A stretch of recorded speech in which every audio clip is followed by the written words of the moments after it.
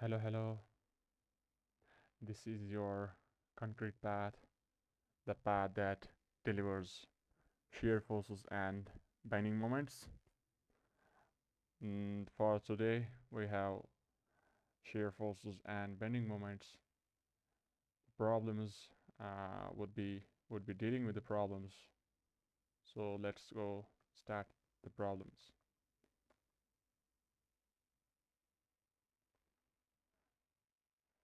You have a problem, say a beam, 15 meter.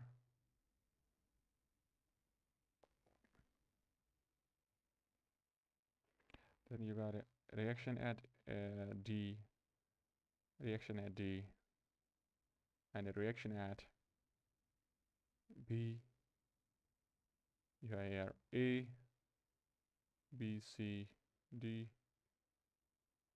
Now you have a loading of 2 kilonewton per meter for a length of 12 meter. 2 kilonewton per meter for a length of 12 meter. Then you got a point load of 8 kilonewton at point C. 8 kilonewton. You need to get the shear force diagram and your bending moment diagram. So we can say your structure is a determinate structure. So we can get the reactions. Says at summation y goes to 0. Let's have the equation number 1. That's reaction B. That's reaction B plus reaction D equals to 2 into 9. 2 into 9 plus 3. 2 into 9 plus 3 plus 8, and summation moments about let's take moments summation of moments about D equals to 0. We can say that 2 into 12 acting at a distance of 12 by 2 plus 3, and your reaction B plus B into your 12 and your anti-clockwise moment of 8 into 3 equals to 0. So your reaction B comes out to be equals to reaction at B reaction at B comes out to be equals to 20 kilonewton. 20 kilonewton. So we can get the reaction at we can get the reaction at A, reaction at D equals to that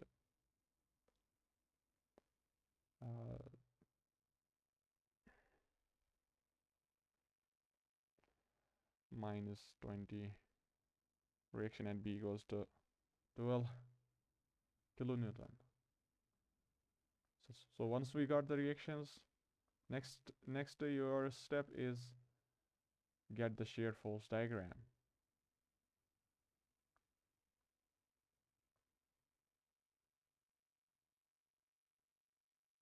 We know that there are 4 critical points for your shear force diagram. Then we can get the shear force diagram. Say this is your reference line. Now we have a UDL of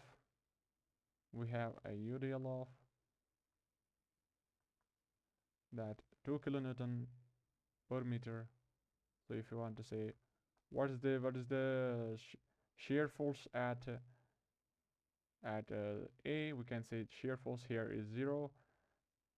So we can say shear force here is 0, or we can say here let's have a section 2 kilonewton per meter at let's say there the section at X from A, we have the shear force here Vx and moment Mx. We can get the shear force here. We can say let's say we can get the shear force equation as 2 into X and minus Vx equals to 0. So we can get shear force equation as Vx equals to 2x. So at x equals to 0, we can get the shear force as 0, and at and x equals to 3 meter, that just before 3, we can get the value of reaction at as equals to 6. So your reaction is 6, but it is downwards. Your shear force is acting downwards, so we can have shear force of downwards equals to, say, this is your -6. We have to join the two by a linear curve. That's function of 2x power 1. You can have here shear force is a function of 2x power 1. So your shear force diagram is a linear. So here the slope, we can say the slope equals to -2 kilonewton per meter. That's the UDL intensity here, and the slope is constant till section B. Now we have the at the point load or concentrated load or reaction, we have the next equation, that dV equals to -P. Now we want to say shear just after B, we can get that shear force before was -6. Shear force before was -6 equals to the load minus time is the load is acting, but upwards. So here reaction B is acting upwards. So we can write it as minus 20. The reaction we got here equals to 20 kilonewton. So we can, since your shear force equation, this one is valid when your this negative comes when the force was acting downwards, but your reaction is upwards, so your value of -20 is to be applied here. So we can get the shear force just after B equals to 20 minus 4. 6 is your 14 value. So your positive value of 14. Let's say it's your positive value of 14. This is your positive value of 14. Then after that, we have again the equation that shear force is linearly varying with your length. We can have that V2 minus V1 equals to area SFD, area of the loading diagram. Let's say our next critical point is point C.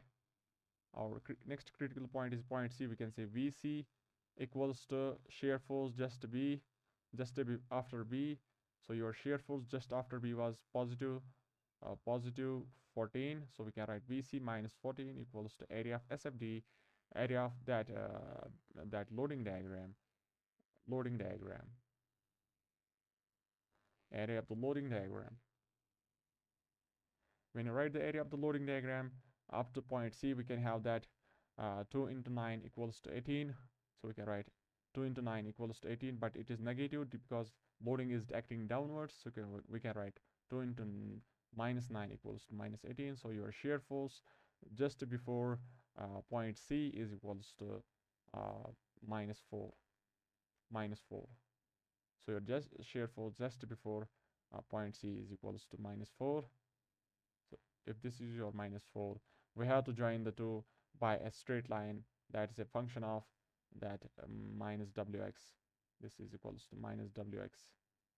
So your function is your shear force is a function of that x power 1. So we can join the two by a straight line having the slope of that slope equals to minus times 2 kilonewton per meter, and the slope here is also the same. So here the value we got as -4. That this was your negative, positive, negative. Then after that we have a point load. So again, we can directly now say that if the load is acting downwards, so your shear force diagram would drop by an amount of load P that equals to that 8 kilonewton. So your final value here will become -12. So finally, then after that, since your loading diagram is there is no load, since in the span CD there is no load, which implies that we can say that dv by dx equals to loading diagram, but the loading is not there, so we can say there is no change in shear force diagram also. So your shear force remains constant by an amount of 12 up to the point just before D. Then after that we have that reaction at D equals to 12 kilonewton. So finally we can get that we can join the two. Finally we have that shear force diagram equals to this one.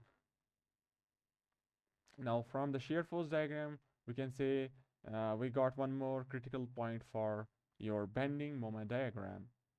Let's have the bending moment diagram. Let's take this a reference line. Let's take this a reference line. We have that extra part here, extra that section or point for your bending moment diagram.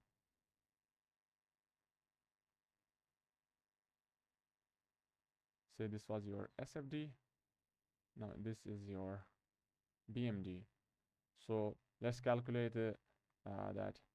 We can say that from the similar triangles that the value of this is your value of x.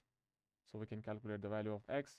We can say that 14 value of shear force changes from 14 to 0 in your length x, and your shear force changes from -4, we can write as magnitude 4 in your length 9 minus x.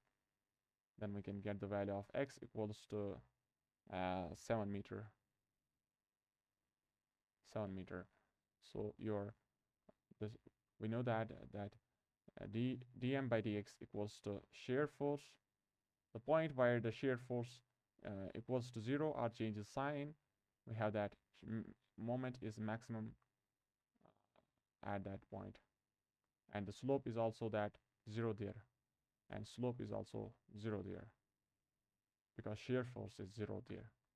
So we would definitely know that the shear force at that moment at the point where shear force is 0 could be some value of maximum, could be some value that is some sort of maximum value, a maxima. So we would start from the point A. We would say what is the value of bending moment here? That's equals to 0 because there is no external concentrated moment applied here.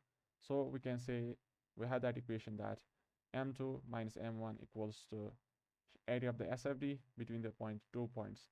So initially there was no moment, so we can get the moment 2, that is moment at, we can get the moment 2 that's moment at B, just before B. We can write moment just before B equals to moment at A, that is 0, and equals to area of the SFD, that's half of your -6 into your length is 3 meter.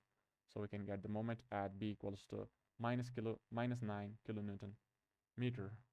So let's take this value as -9 kilonewton meter. Now since your slope of SFD, we have that since your slope of SFD, you can see in the section AB, since your slope of that shear force diagram is constant, we can say we would say that your shear force is decreasing. Now we would say the shear force is negative in the part AB. Shear force is negative, but increasing in value. So we would say that if your V is increasing but it is negative, that means your bending moment slope, that means your bending moment diagram slope, that's also decreasing, and that's also negative and increasing. So we can say that here the slope, it has to be 0 because your shear force is 0, and here the slope is say maximum, because your shear force is minus 6 kilonewton here, so we have to join the two.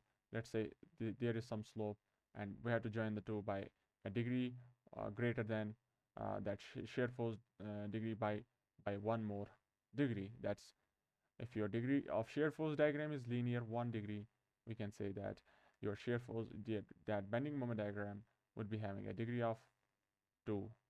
That's your parabolic variation, that's 2 degree.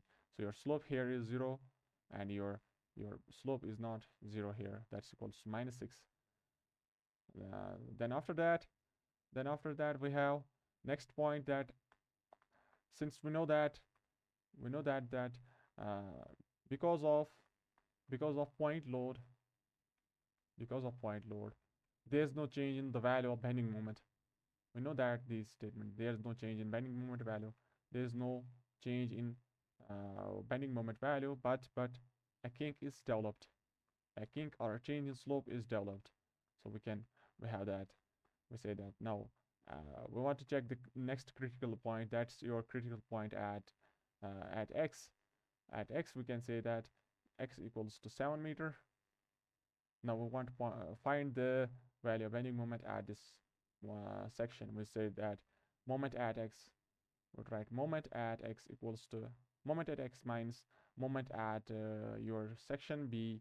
Moment at section B was equals to that minus 9. That equals to area of the S sub D between the 2 points. That equals to half of your that 14. This is your shear force here, a value of 14. That's value of 14. We'll write half of your positive value of 14 for a length of 7 meter. Then we can get the value of moment at x. Moment at x. Moment at x comes out to be equals to 40. Let's say this one. This is your 49 minus 9. That's your 40. That's your 40 kilonewton meter positive. So we can have a positive value of 40 kilonewton per meter. So your value of 40 kilonewton per meter here. Now let's say 40 kilonewton is somewhere here. Let's say this is your 40 kilonewton, and we know that if the slope is 0, that means your if the shear force is 0, that means your bending moment slope is also 0 here. And there also the shear force changes the sign. That means it's maximum with respect to its neighbors. That 40 value is maximum with respect to its neighbors. Then we have to connect to the 2 points. We have that. We also say that again that dm by dx equals to v. If you're now in the span bx, your shear force value is decreasing and it is positive. Your shear force value is decreasing and positive, so your bending moment slope is also positive and decreasing. So if your slope here was maximum, then the slope here is 0. Then we have to join the 2, but the slope is positive. So this is your 2-degree curve, again parabolic curve. So your slope here was that slope of after the section B, that's your value of 14 kilonewton. So your slope here is positive 14. That shear force at just after B, that's your 14 kilonewton. So your slope becomes 14 positive. Then after that we want to check what's the moment at this point. That's point C. We would say that moment at point C. Moment at point C. We'll write moment at point C equals to that moment at moment at C minus your moment at just before that point, before point, that moment x. That's equals to positive 40. That's equals to area of the SFD between the 2 points. That is 1 by 2. Your shear force of minus 4 acting for a distance of 9 minus 7. That's 2 meter. So we get the shear force equals to that positive 36. So your positive 36 is there. We'll write positive 36. Now we have to join the 2. That the shear force is negative in the span. This one shear force is negative and increasing. We would say your slope is negative and increasing. So your slope is negative 0. From 0 it would go to some value, so it's increasing but slope is negative. So we got the value of 36 here. Then after that we have the shear force diagram of that minus 36 into 3 meter. We would write that final moment at the end we could minus your 36 moment at the end minus your 36 equals to area of the SFD. That's your minus 36 into your 3 meter. Then we have the then we got this one minus 36 into, actually it's your 12. 36 is the bending moment we got. This is the bending moment value. The shear force here was minus 12. Here the shear force is minus 12. So we'll write minus 12 into 3. That minus 12 into 3.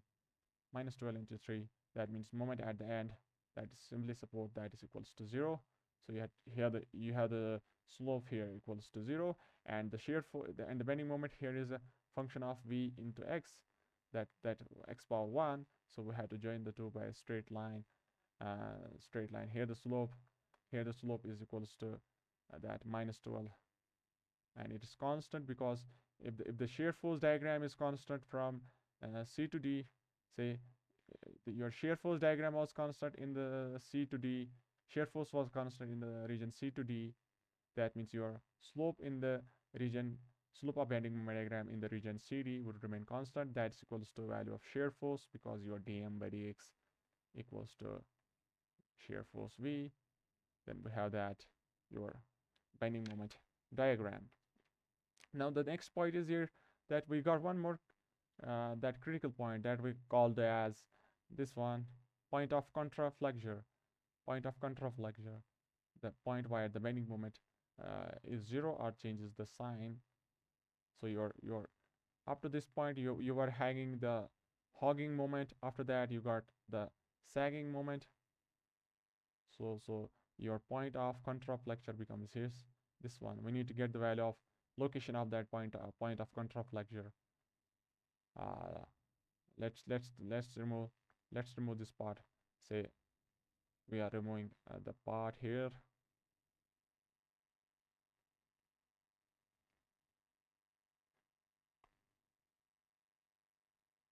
Say this one. The point of contraflexure here, we would say how to calculate it.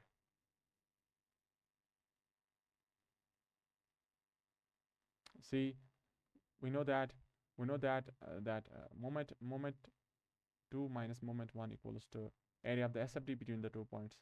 Area of the SFD between the 2 points, from the equation that dm equals to v dx. So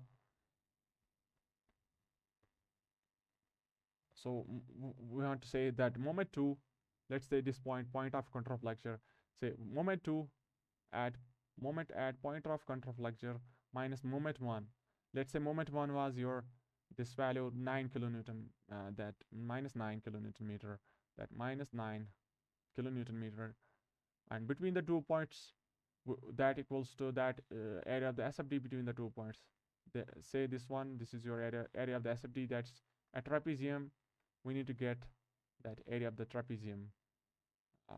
Area of the trapezium, this one, and this one. So your area of the SFD, that's positive value. So area of the SFD, that's here the value was 14 kilonewton positive, and here the shear force is say V at x. Say the shear force here is V at, we can write V at point of contraflexure. V at point of contraflexure. We write V naught. And here the distance was, we don't know. Actually, we don't know. Then we can write this is also that this x is different. So we are calculating in a different part. Now this value of x is some different thing. Then we will calculate that. Say this one is your shear force at Vx. So we would say that from the similar triangles, if we have the similar triangles, from the similar triangles, would say this was coming to this point and this one here. We were saying that shear force was 14 kilonewton per meter, varying from 14 kilonewton meter to shear force was varying from 14 kilonewton to your zero in your span 7 meter.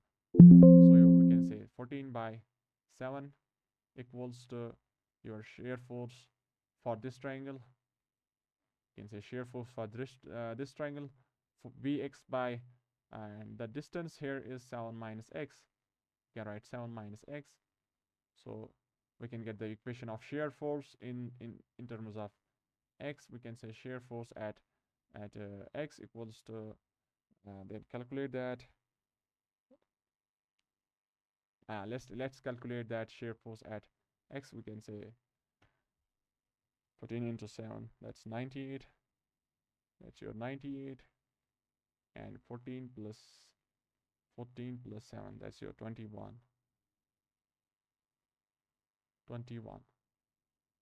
98 minus, no, this was actually wrong.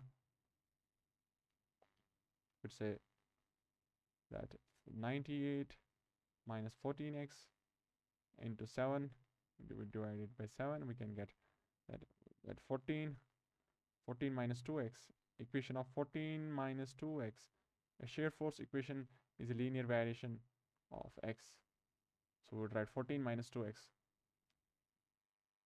So if we want to calculate now that area of the SFD, would say that moment at point of contraflexure, we know we have that condition. Moment at point of contraflexure is 0.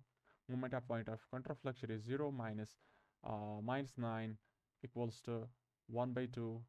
Parallel sides are your 14, and shear force of Vx equals to 14 minus 2x, and your distance of x. So we can get that 9 into 2 is your 18. So we would write 14 plus 14 is your 28. 28 minus 2x into x. So we get a quadratic equation. We can say your x value that comes out to be equals to 0.675 meter. 0.675 meter. So that 0.675 meter. Now if you want to make that deflected shape, we can get, we'll write the deflected shape here.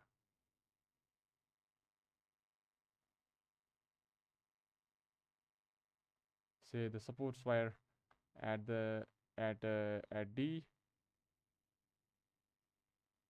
Supports were at point B and point D. So this was your support 1, and this was your support 1. So how to draw the deflected shape? We know that at the supports there won't be any downward or upward displacement, so the beam would remain at that point. So and we want to check the loading also. Your loading is U real up to point C. Say this one is your U real of up to point C. Then here was some load, and that's it, I think. Yeah. So if you want to make the deflected shape of this, we would say up to the point that point of contraflexure, we were having that hogging negative moment. If there is negative moment, that means hogging curvature in your deflected shape. So up to that point, say before the support there was hogging. Then after that we had hogging also up to say this was your hogging. Then we had hogging again up to your point 0.675 meter. 0.675 meter. Then after that with our change, there would be a change in the slope. Say this one is your sagging. After that here would be some theta. Here's also some theta, because these are your simple supports. So this is your deflected profile. So we can write it.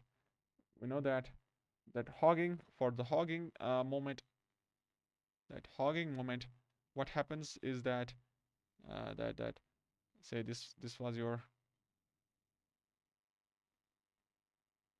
your upper fibers get in a tensile mode, that they got stretched, and in the interior they get compressed. This is how hogging moment actually occurs. So let's go for one more problem. Say, so we got the problems here.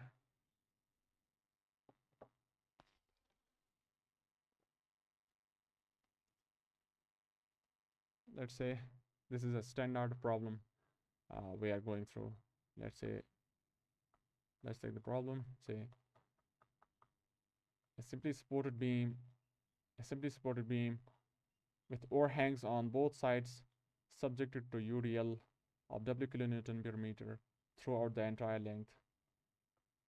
Say the overhang here is A at a distance of A from support, and the length between the supports is your length L.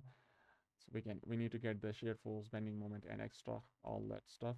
Let's go and say, let's say that let's go for the equilibrium. Would say that summation, say this is your point A, point B. We can directly say now that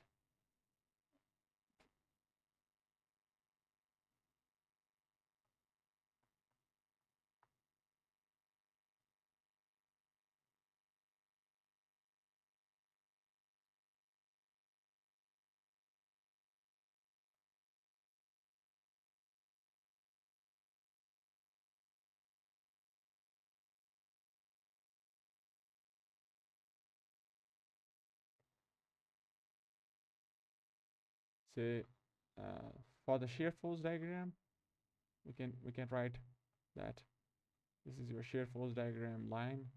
Then since the loading is downwards up to the point, up to the support, we can say, and the loading is also that constant, we can say that horizontal, we can say that shear force would be at a straight line off, and the shear force here is equals to area of the loading diagram, that equals to W into A. That is negative because loading is downwards, so you got the shear force equals to minus WA. Then after that we have a point load off. Say want to get the reaction here because of the symmetric loading. We can say after this point, the after this point the, that total load on the one part would be distributed to this support, and rest of the loading would be distributed to support B. So we would say that reaction at A, that equals to total length is WL, total load is WL by 2 plus WA. That half of the total load would be distributed to support A. So we would write here. Now we know that dV equals to minus P, so we can get the shear just after point A, that's equals to that since the reaction is upwards, we can write minus of that minus times the value of that reaction WL by 2 plus WA, and your shear force here was minus WA. We know that V2 minus V1, V1 is your minus WA, so your VJA becomes WL by 2 plus WA minus WA, that's equals to WL by 2. So your shear force of WL by 2, this is your shear force of that shear force of WL by 2. We don't know the value, which one is bigger, A is bigger or your L is bigger. So let's say that WL by 2 is somewhere here, so this is your WL by 2. Then after that we want to check now next critical point for shear force diagram is the point support B. Would say up to the point B, what is the shear force at point B? Would write VB minus your shear force at A equals to WL by 2, that equals to area of the loading diagram up to the point B, that equals to W into L. So your shear force just before B was equals to WL by 2, so that's positive WL by 2. WL by 2, but the loading is downwards. Actually the loading actually the loading is downwards, so we would say that minus WL, because W is acting downwards, so we have shear force of VB equals to minus WL by 2. So we have shear force of minus WL by 2 here. So shear force of minus WL by 2. This is your minus WL by WL by 2. Then we have to join the two, because your SFD, because your loading diagram is constant. The loading diagram is like actually that rectangular loading, constant loading of W into your length, say X. So your slope of the that shear force diagram is also constant, because your dV by dx equals to that loading intensity. So we would say, what is the value here? WL by 2 minus WL by 2. So but the thing is that it would cut the section, it would cut right exactly at the mid. It would cut exactly at the mid. So we can connect the 2 points such that it cuts at the mid. Let's say it cuts the mid here. So this is your shear force diagram, WL. Then after that we want to say what is the shear force at the end. Would say but the reaction is also acting there. Would say what is the shear force just after B. Shear force just after B, that's, I would say, just after B, that's V2 minus V1. Your V1 is equals to minus WL by 2, minus WL by 2. That equals to your concentrated moment of minus P. But your minus P is acting upwards, so your value would become minus of minus that loading that reaction at B, that's equals to WL by 2, that plus WA. So we can calculate, would say the shear force just after B, that equals to WL by 2 gets cancelled. Then we have that W into A. So your shear force of positive W, that W into A. So your shear force of positive WL by A just after B, WL by A, that W into A. After that, the area of the loading diagram in this part is also W into A. So but it's negative downwards, so we can join the two. Then we have that linear variation, that this is positive, this is negative. So we have W into A shear force diagram.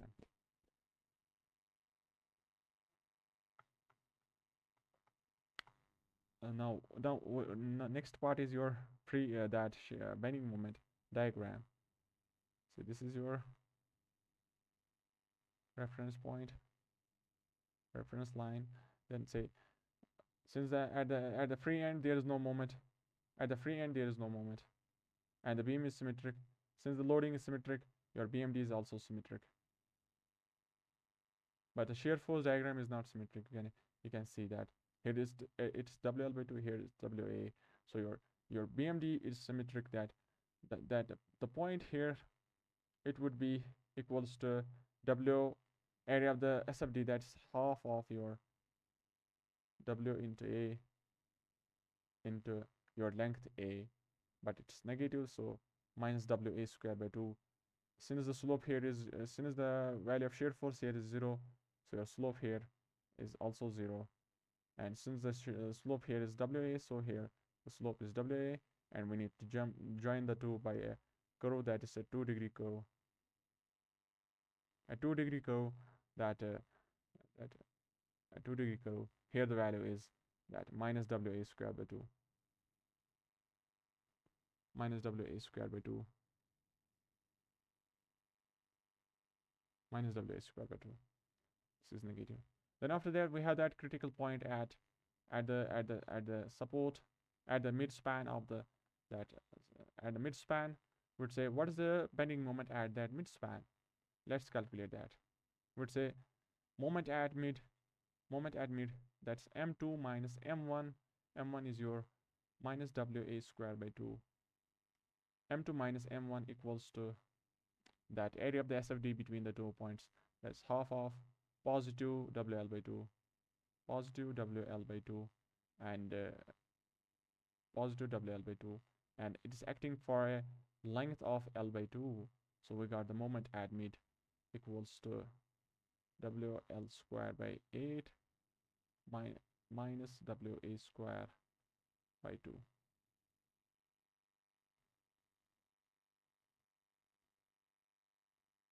So now we don't know the value of that L. We don't know the value of moment at that. We don't know the value of length and A, L and A. So we can get any value at mid.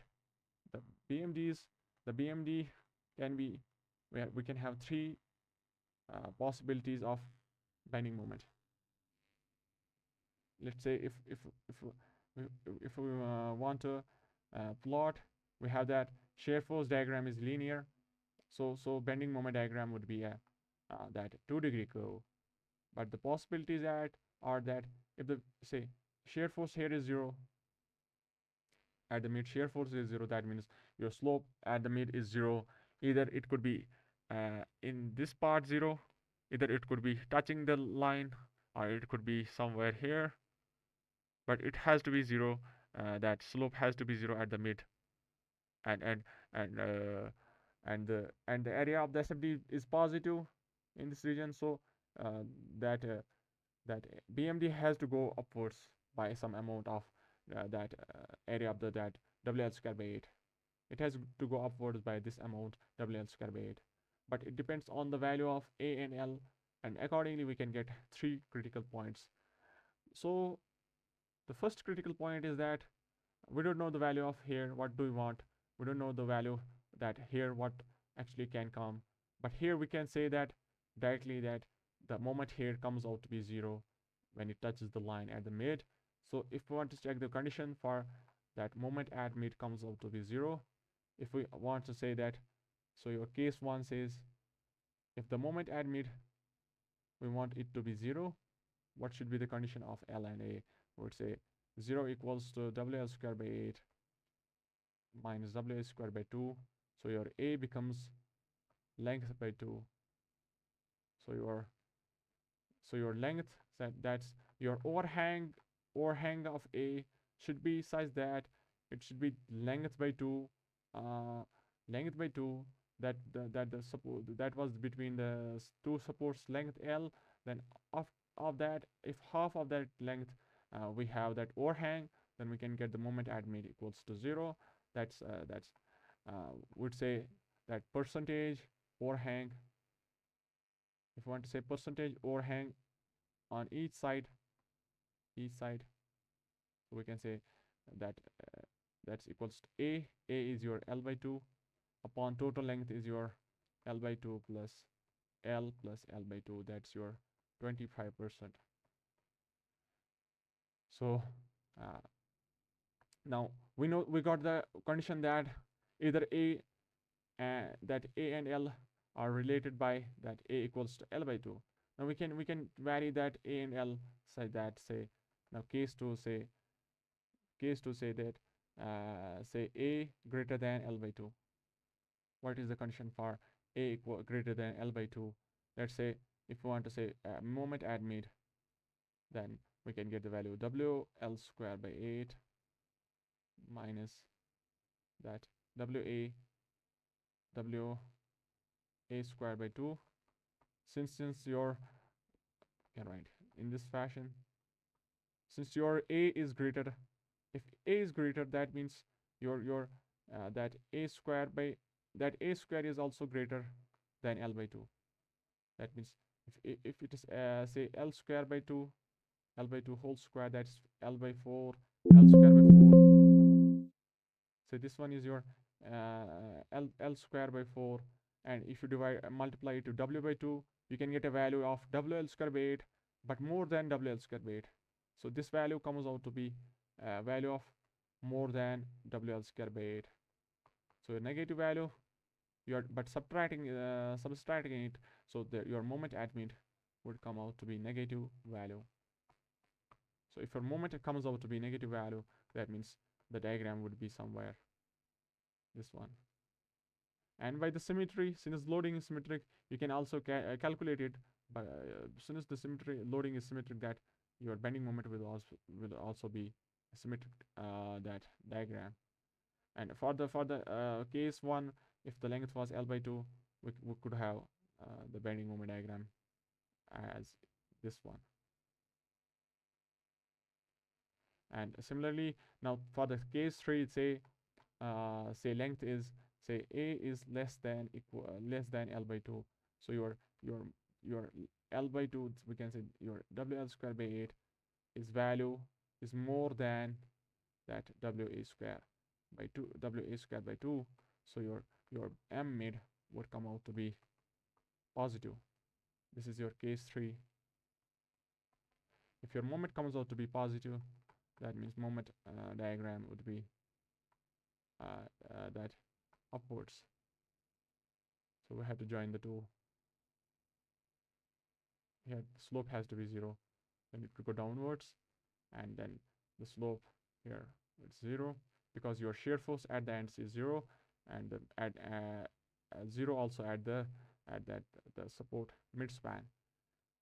So we got that this is your positive value of some moment mid, and this is your 0 moment, and this is your negative moment at the mid.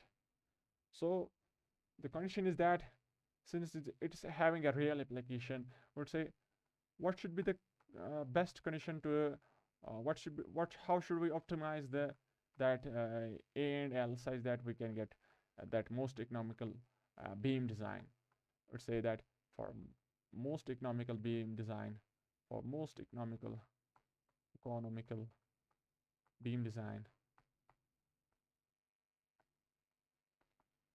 what should be the that condition that A and L, between your A and L. Since see if we say that we want more and more your positive moment, we want more and more positive moment, then we'd say how much moment you want more positive. So then accordingly you have to change the that A and L. And if I want to say that we want more and more negative moment, we'd say why do you want more and more negative moment? So if we say we want 0 moment at the mid, we'd say why do you want a 0 moment at the mid? The condition says that for your most economical design, let's say that we would keep the magnitude of that moment negative in the total entire span should be equals to moment that positive moment in the entire span. That we want to optimize such that the negative moment that equals to your positive moment. If we substitute the values, that we have that negative moment of downwards here minus WA square by 2, and that equals to, for if we want to equate it with the equation that moment at mid, we got the moment at mid say WL square by 8 minus WA square by 2, WL square by 8 minus WA square by 2, we can get the value that 2WA square by 2 equals to WL square by 8. So your A becomes L by 2 root 2. So your overhang should be such that it is the length, its length by 2 root 2, that its length is L by 2 root 2. That's your most economical beam design. So if I want to say what's the total length of the entire beam, would say total length L total equals to A plus L plus A, that's equals to 2 times L by 2 root 2 plus L, that equals to that 1.707, that root 2 is 0.7, that 0.7071. You can say 1.7071 1.707 0.71 into length L. So total length is this one. If you want to say percentage overhang on each side, percentage overhang on each side, we would say your A equals to L by 2 root 2 divided by total length of 1.7071 L. That comes out to be equals to that 2 root 2 inverse, and then we divide it by 1.7071. We get the value as 20.71 percentage. 20.71% overhang on each side has to be there such that the beam section is optimized. We have that application in the cranes. Say this one, this is your some sort of beam. Then we attach those cables at a point such that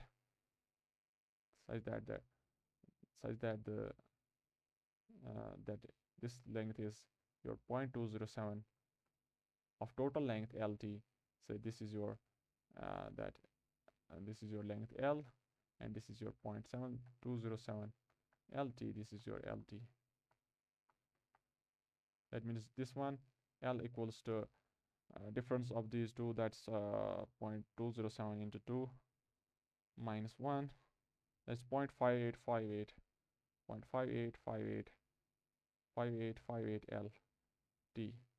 Then we connected it with some hook, have crane. So this is the application, that if you have some say this is a beam, it's having some self weight and it's also taking some UDL. So this is your application. Then we have that objective questions can be arising. Say if you analyze the curve, BMD curve, if we zoom it, we'd say let's take for, would say is there any point of contraflexure anywhere you can see? I can see that in the yellow color, that here it is one point of contraflexure, and here this one point of contraflexure. So but it was the case for your when that A was less than L by 2. So for the case when A is less than L by 2, you have 2 point of contraflexures, and you have also positive bending moment value, or we can say positive value of mid was there. But so these are 2 points for the case 3. If you want to say for the case 1, when your A was very greater than L by 2, that your A was greater than this L by 2, then you got the negative moment of more negative moment here, then it was not able to cover up that negative moment, and it remained that negative also at the mid. Since your A L was less than that A, since your L by 2 was less, this L by 2 was less, that means your A was more, so your overall bending moment here WA square by 2 was more, so it was not able to cover the entire this difference, it was not able to cover. So your if we see that the graph for that case, it always remained below that bending moment diagram, so M is always negative. This is one more that critical question. M is always negative for this case. And for the third case, we have that at if L A equals L by 2, moment is everywhere negative everywhere except that moment is 0 at the mid. Next case. So we have now next question, that let's have now next question. Say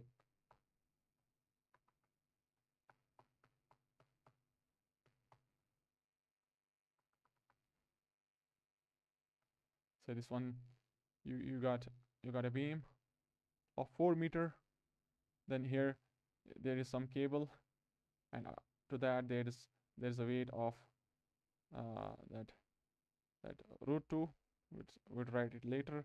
Then you have a cable. You have cable here. It's attached to some that bracket plate. So this is your bracket plate here,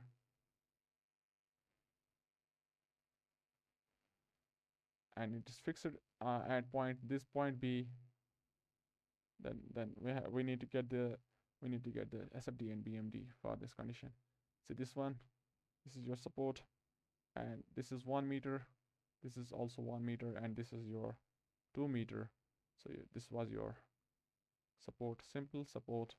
The weight of this block equals to root 2 kilonewton, and the theta here is 45. That means theta is here also 45. So your length here is 1 meter.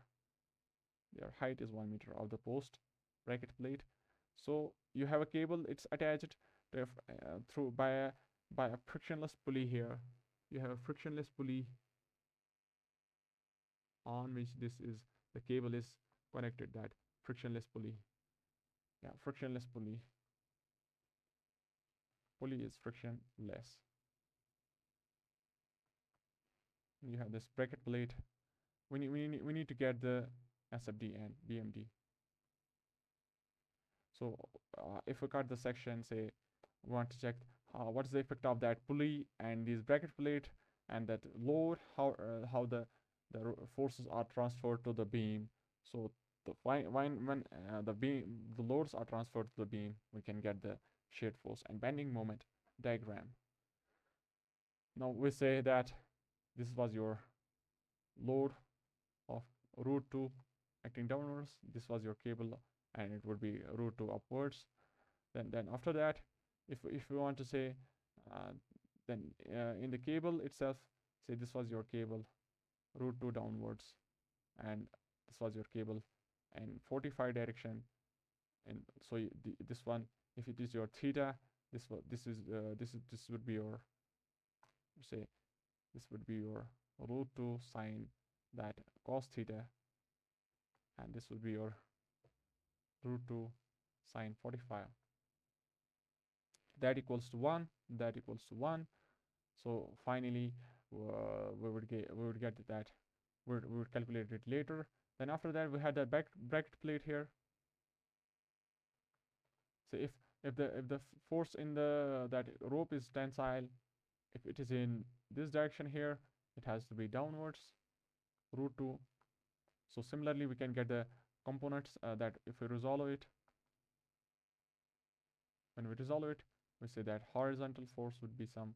So this is your horizontal that component, that root 2 by that root 2, that is equals to 1, and this is also 1 because your 45 theta is 45, so your value comes out to be equals to 1. And if the net comes out to be 1 downwards and 1 in the horizontal direction, we can treat it this way, that 1 and downwards 1, and your length is 1 meter. So your see about this point, this 1 kilonewton tries to rotate it clockwise, so there would be some anti-clockwise moment developed here, anti-clockwise moment developed here, anti-clockwise moment developed here. That equals to force into your lever arm. That's your 1 into 1. That's your 1 kilonewton meter.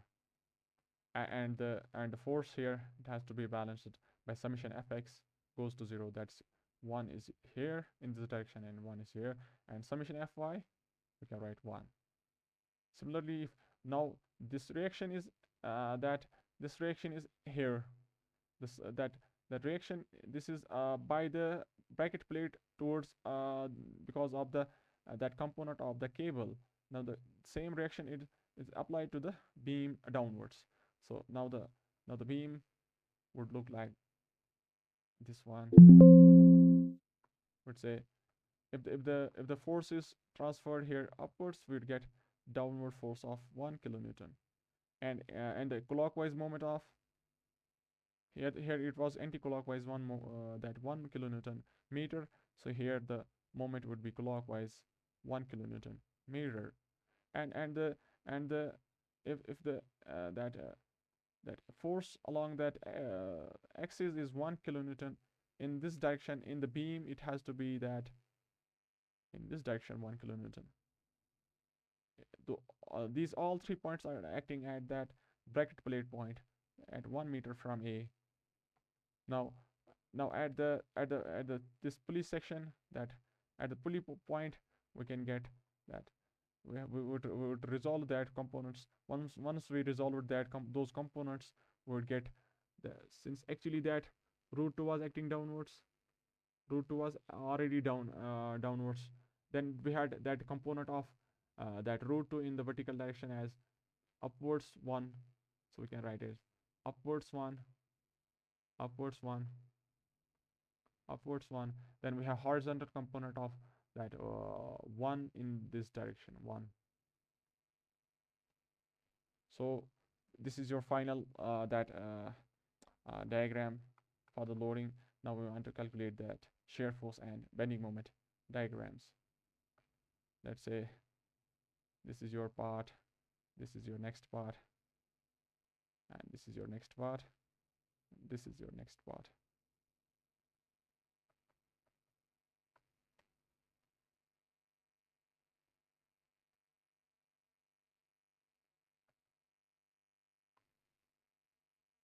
See, we need to get the reactions first. We had to get the reactions first. So this is your 2 meter, this is your 1 meter, and this is your 1 meter. Say this support is A. We would say that summation of moments at this support B, summation of moments at B equals to 0. Then we can write reaction at A upwards. We can assume reaction is upwards. Reaction at A, that A into your 4 meter, then your clockwise moment of +1, then your anti-clockwise moment 1 into 3, then we can say that anti-clockwise root 2 minus anti-clockwise root 2 into 2, and your clockwise 1 into 2 equals to 0. Then we can get the value of A, that comes out to be equals to 0.7071. That's 1 by root 2, 0.7071. So your shear force diagram would be that if the reaction is upwards, that means your shear force diagram is also upwards by an amount of 0.7071 positive. Then since there is no loading in this span A to 1, since there is no loading in this span, you can say that shear force will remain constant. Just before that point load 1, then we have that dV equals to minus P, dV equals to minus P. Then we can get a drop. We know that there will be a drop of 1 kilonewton downwards. If there is a drop of 1 kilonewton downwards, we can get the net value as that 0.29 something, 0.2929, 0.2929. Let's say 0.2929 is here. Then after that, there won't be any effect of that concentrated moment in the SFD, and the axial forces these also are not included in the SFD. Then after that, there's a straight line. There is a straight line, straight line, straight line. After this point, we would say that what is the net value of the reactions here? That root 2 is going downwards, and that 1 kilonewton upwards. So we have net value of root 2 minus 1 acting downwards. So if it is acting downwards, we can get the value that root 2 minus 1 is your 0.4414. Then we can do summation of these two. Then we can get the value equals to 0.7071. Then we have that. We know that reaction at B would be equals to that 1 kilonewton plus 1 kilonewton minus root 2 kilonewton. No. That 1 kilonewton is acting downwards, and next 1 kilonewton is acting upwards. Then next is your downwards B root 2 kilonewton. Then you subtract it by reaction A, that's 0.7071. That would be root 2 minus root 2 minus 0.7, root 2 minus 1 by root 2. That's 0.7071. Reaction is 0.7071. So in the span here, there won't be any change in the SFD because there is no loading acting. So your bending, that shear force diagram looks like this. So we can join the 2 points. This was your shear force diagram. Now for your bending moment diagram, we can get that. At the support, simple support, there won't be any moment. Then the moment at this point would be that area of the SFD that equals to 0.707. You can write here 0.7071 into your length is 1 meter. We can get the 0.7071 positive value of bending moment, 0.7071, and we have to join the two by a straight line because your shear force is constant, V is constant in the span. That means your slope of theta of BMD, slope of BMD is constant. That is linearly varying. That this one here, theta is positive value of that shear force 0.7071. Then after that, we want to calculate the effect here. But before that, we have one more critical, that concentrated moment is acting. If the concentrated moment is acting here, we can, if there is a concentrated moment acting, we need to erase that. It's 0.707.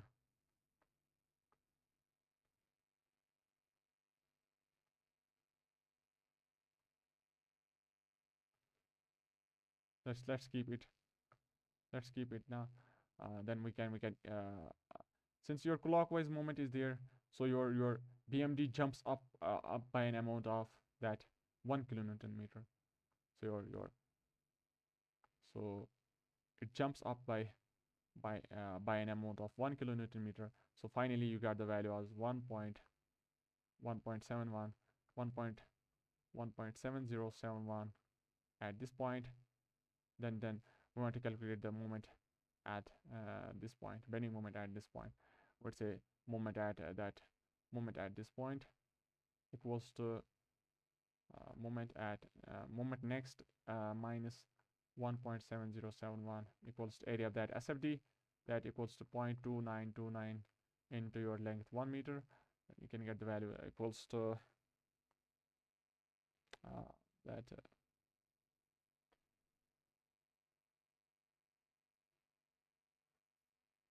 can get the value here. Is not calculator. You can solve it. That 0.29, the shear force diagram area, that 0.2929 into 1, but it is negative. Actually it's negative now. 0.2929 minus times, this is your area of the SFD, and you have that minus 1, minus times this value, and you plus it 1.7071, 1.4142. You get the value as that 1.4142. We can do one thing. We can shift it. We need to shift the curve downwards.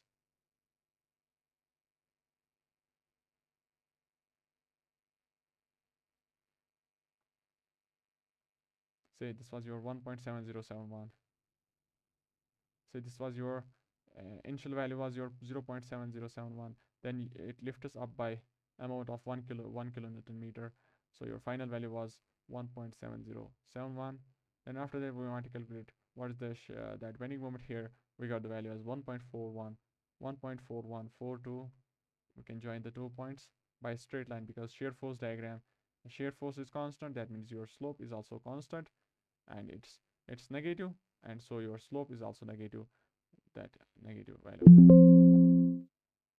So after that, we had to get the value of moment here. We know that moment here would be 0 because it's a simply support. We can still get that area of that SFD. There is 0.7071 SFD, 0.7071 negative into 2 meter, And if you want to say moment at end, that equals to moment, that area of the SFD plus your moment, initial moment, that is 1.4142, that gets 0. Then you have to join the two by a straight line. See, but the thing is here, since your shear force changes, or the concentrated loads were acting at the point here, there is a change in slope. Here the slope was your that shear force 0.2929 negative, and the slope here is also negative of 0.7071. And if you want to make the axial force diagram, and axial force diagram is only the axial forces are acting only in the span, that mid span of 1 meter. That so axial force diagram would say I look like this one. Here the axial force, this is compressive because on the span, if you want to make free body diagram, this one is your 1 meter. Then after that you have that, say this is your beam, then you have that compressive force of 1 kilonewton. So this is your axial force diagram, and after that there is no force. Now we have that next question.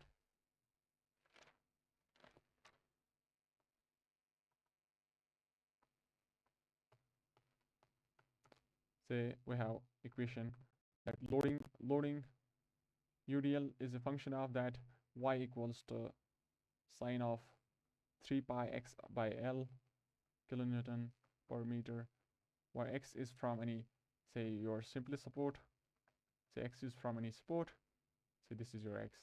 Then the function is sine, the loading is a function of sine x. We know that then we have the condition that the length between the 2 points is L, and the length is between the 2 points L. Next point is we want to get the reactions at that, say A and B. We want to get the reactions at A and B. We have that if the function is that y equals to sine x, we have that equation that when we know that the period is there, it is 0, there is pi, there it is 2 pi. So the period is 2 pi. So we write period equals to 2 pi. Similarly, if we have y equals sine 2x, the period becomes that this is your pi by 2, this is your pi. So that period gets compressed by an amount of that a. If your a is greater than that 1, so your period gets compressed. Your period gets compressed. Similarly, if you have y equals to your function becomes that if your period was period is your for your sine x, we are having period of that 2 pi. For let's say for sine 2x, we are having period of e equals to 2 pi by that factor 2. We got the value as pi. Similarly, if we have equation that y is a function of that sine 3 pi x by L, so your a becomes 3 pi by L. So if we want to say what is the period of this function, so your period of the function would to say that I am the period of the function b, I would be equals to that 2 pi by a. That means I am equals to 3 by L by 3 pi L by 3 2 by 3 of L. So your period becomes 2 by 3 of L, but your length is total L. So if your length is total L, so we have to say this is your beam of length L. Then that means your loading is again coming back after it covers length of 2 by 3rd of that length L. So this was your total length L. That means if we have spans L by 3, L by 3, L by 3, we have that function sine x. That let's say the sine function here is going this way, this way,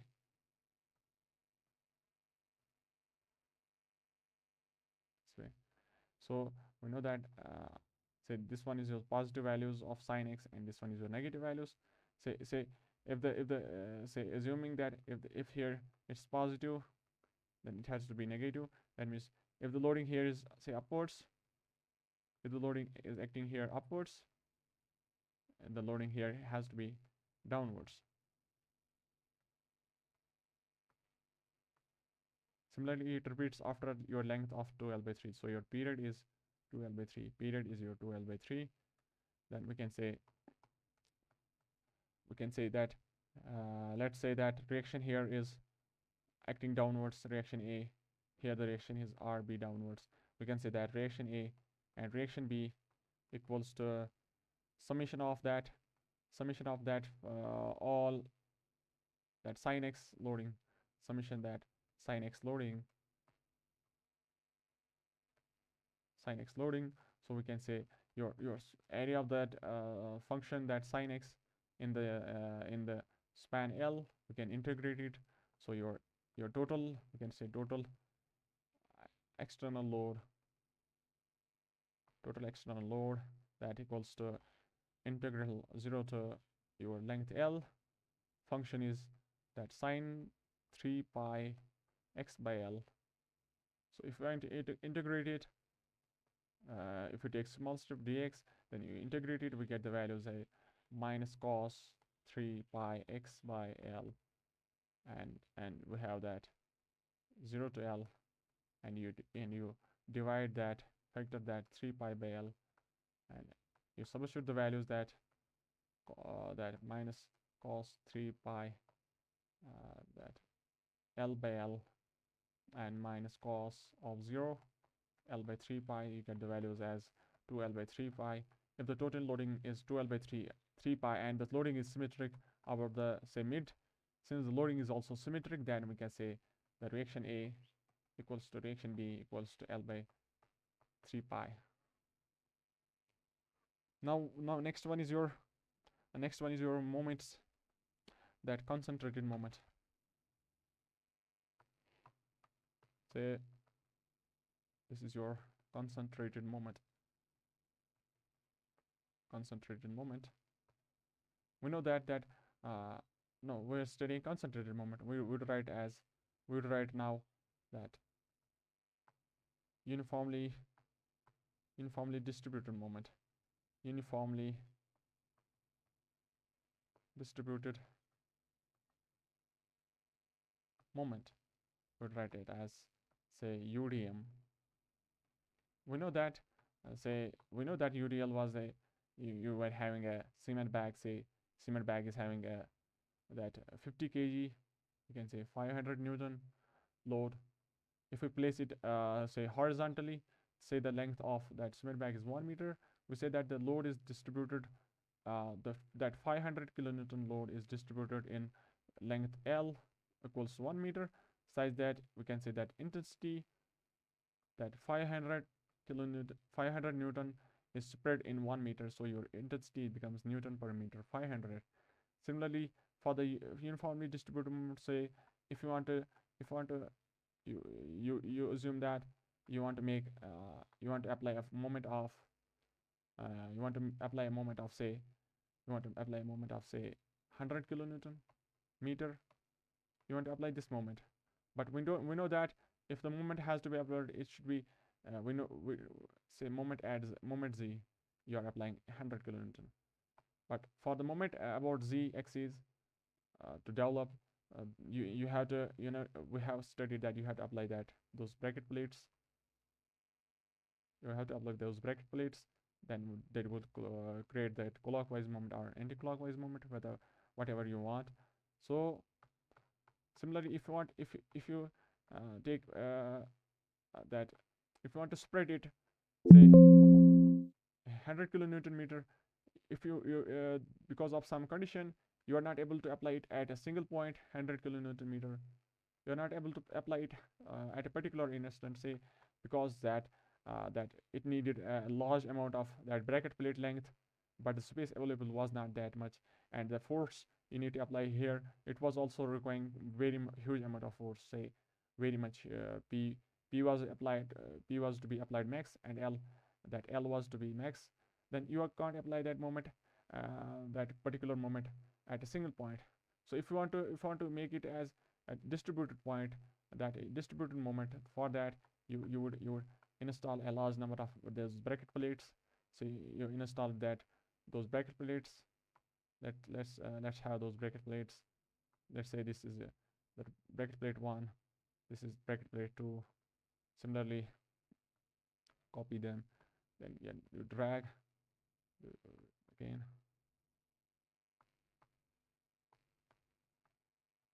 So you are having a large number of those bracket plates. Then you apply force P in this direction, then in this opposite direction here, to create a couple. And the forces, horizontal forces, would get cancelled, but the moment developed is say it's your length a, then your moment developed, it becomes this one. So your moment of 2pa, 2pa, 2pa. Say we need to apply moment of, say, 100 kilonewton. Moment total of 100 kilonewton was to be applied. 100 kilonewton meter was to be applied in the beam, but because of some restrictions, you were able to apply it for a particular length of L.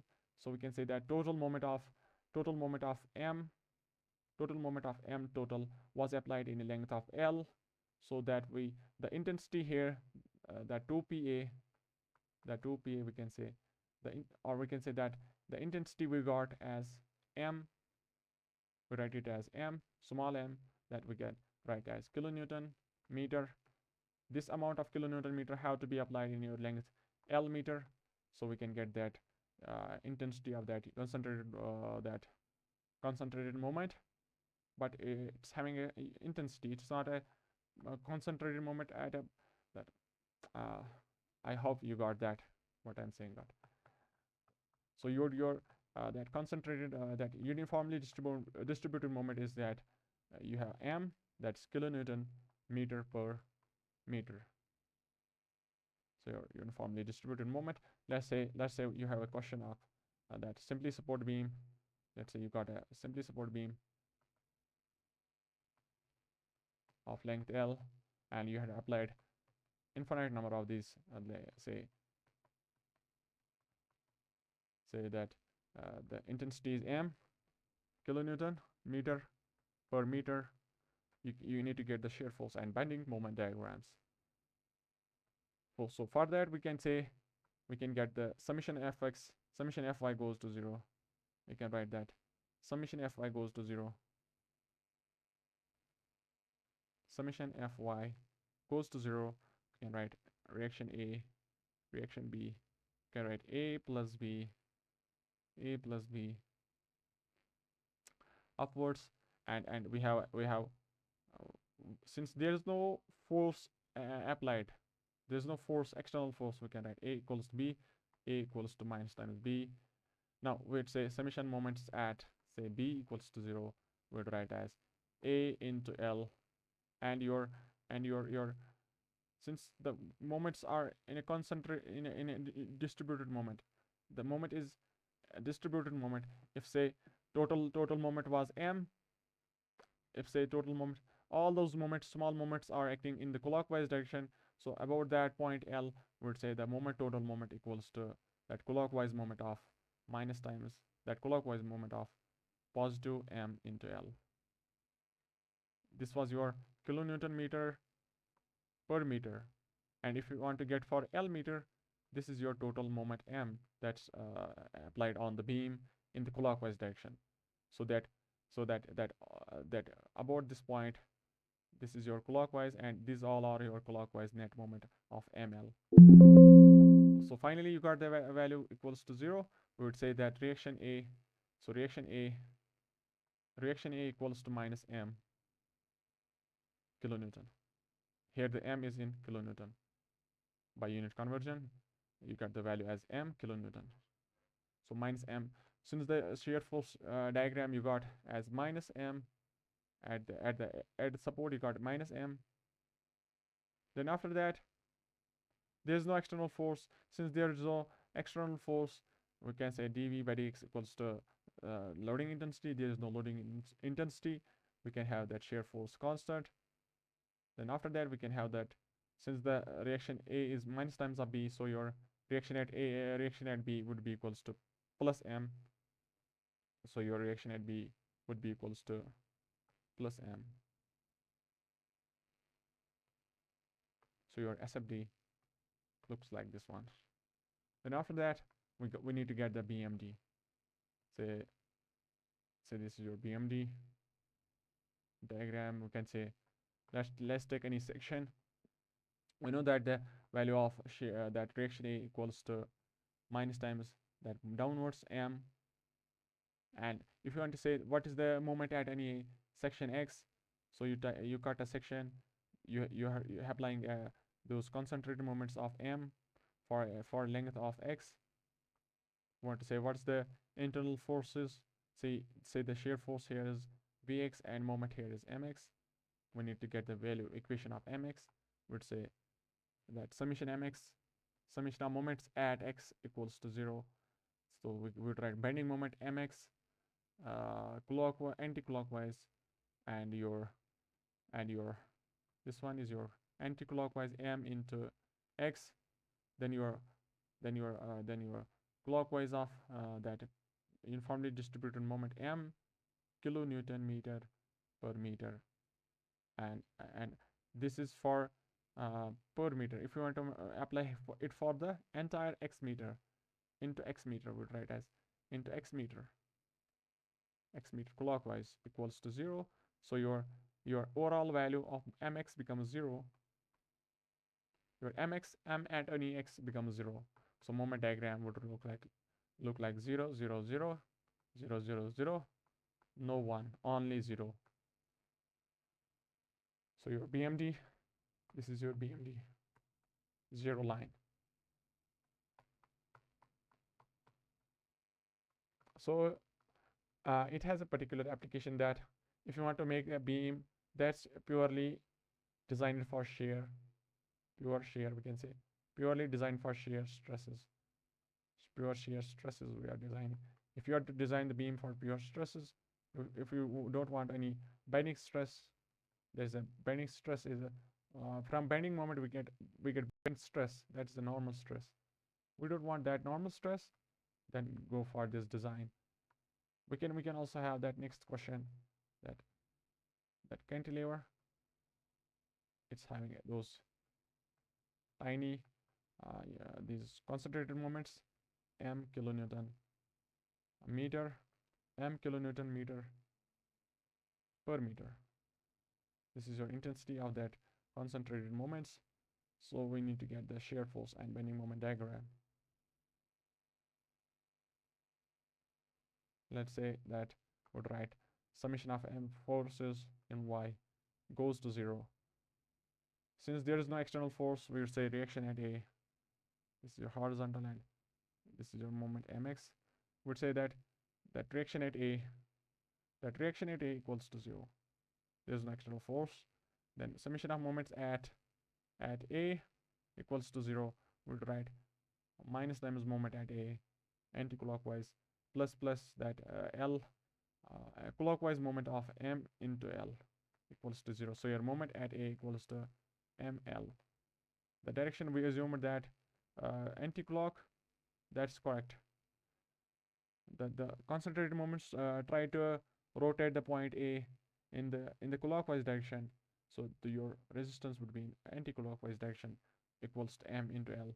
So you're sure if your reaction at A equals to 0, that means your entire, there's no any support or any external load, so your shear force diagram becomes 0. And for the bending moment diagram, you have you have a anti-clockwise moment. That anti-clockwise moment, that's negative. So we can have negative moment of m into L. So if we want to say what's the moment at this point, there is a free end, we can say there is a moment of 0. So if you want to cut the section, want to say what is the moment at any section X. Let's say there is a moment of m into L, and the reaction here is 0 and the reaction vertical 0. Then the concentrated moments are acting, those small moments m for a length of x. So the shear force here is Vx, and moment here is Mx. We can say summation of moments at x equals to 0. Then your bending moment at x, that is minus times, then we have that clockwise, anti-clockwise, that moment L, m into L. Then your clockwise moment of m into x equals to 0. So your moment at x becomes equals to m minus times ml plus mx. That means as you increase, so it's a function of x power 1, so your linear variation would be there. As you increase in x, your moment would increase from negative minus ml to a value of some, say, would say that what's the value of that. No, we can write that what's the moment at x equals to 0. We would write as moment as minus times ml. What's the moment at x equals to L? That equals to minus ml plus ml, that's 0, and the variation is linear, so we can have the curve, that this one. Bending moment negative, hogging, this is your hog. We can also have that uniformly varying moment. Say if you want to apply the moments in this fashion, say that let's say this is moment 1, then after that moment 2, after that moment 3, moment 2. Say here the intensity is m1, m2, and so on. You can have a uniformly varying moment. Say you have different bracket plates, and you are applying, suppose, force of here 10 kilonewton, here 9 kilonewton, here 8 kilonewton, and here 7, 6, 5, 4, 3, 2, 1 as you go down. And similarly you can get the moment, say here, because of this moment here, because of these forces, these couples, you can get here, suppose 10, here 9, here 8, here 7, here 6 kilonewton, etc. So this is the theoretical concept, that it's practically not that good to have. So it might come in any problem, say any exam might come, but it's not that application. It's not having that application. Next one is your next one is your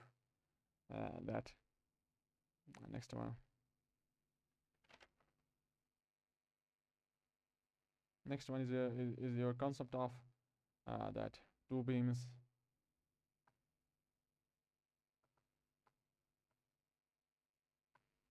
You are having two beams.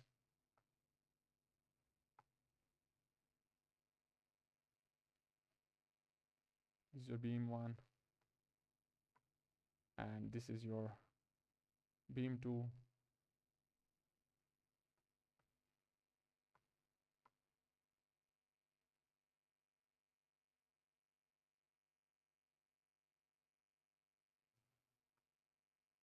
The supports are at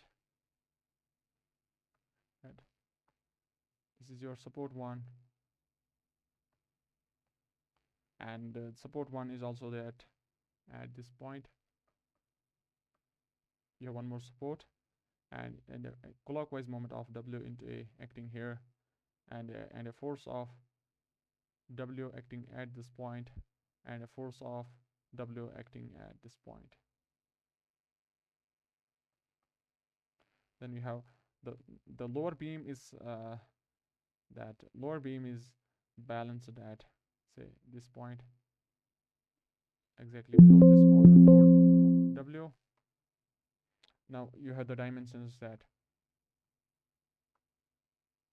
this length is your A, this is A, this is A, and this is A.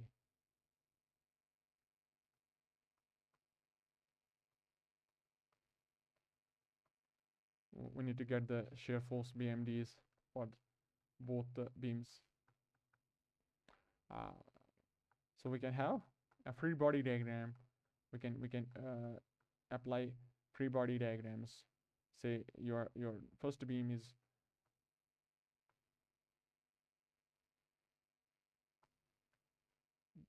this is your first beam.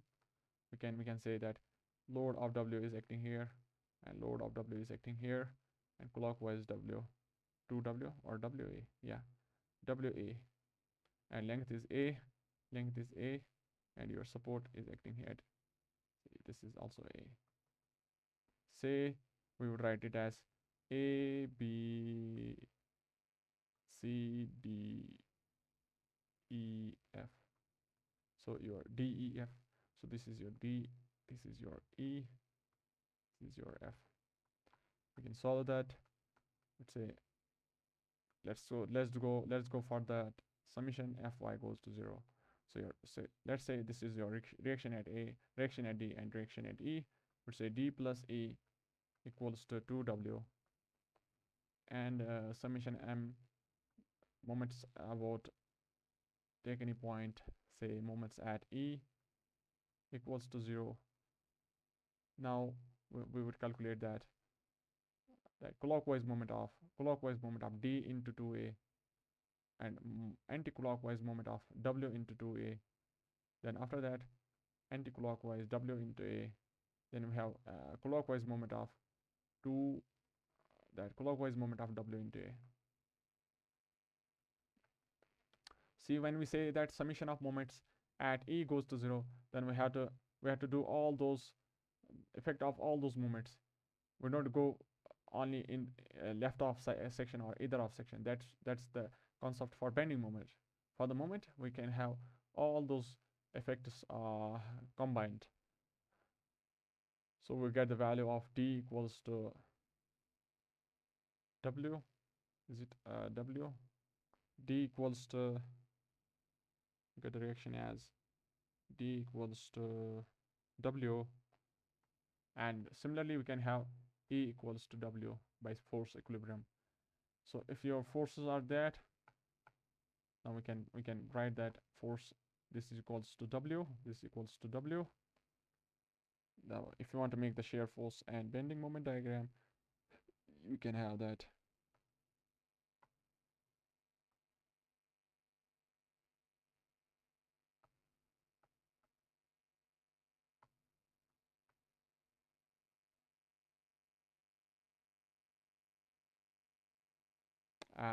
See, at here the effect is that say this is your point P, point D, load is acting downwards W, and here is acting upwards W. So net here is becomes 0. Shear force, net shear force is 0, and after that there is no force up to point A. Then after that downward load of W, so your shear force would drop by amount of W.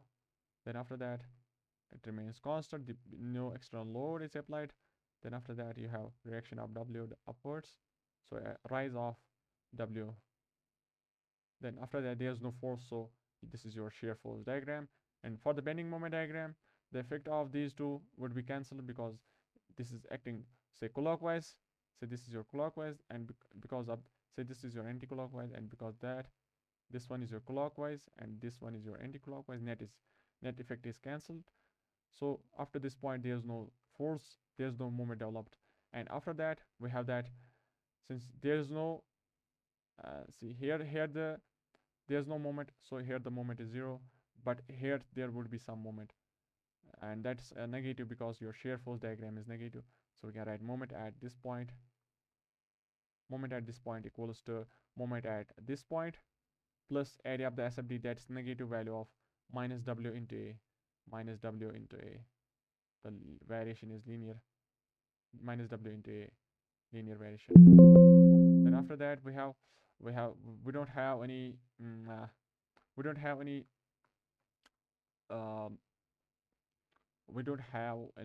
what do we say,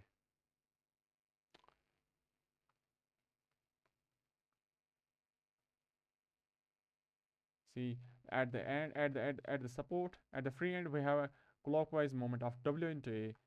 So if there is a clockwise moment of W into A, so that BMD would rise by W into A at that point.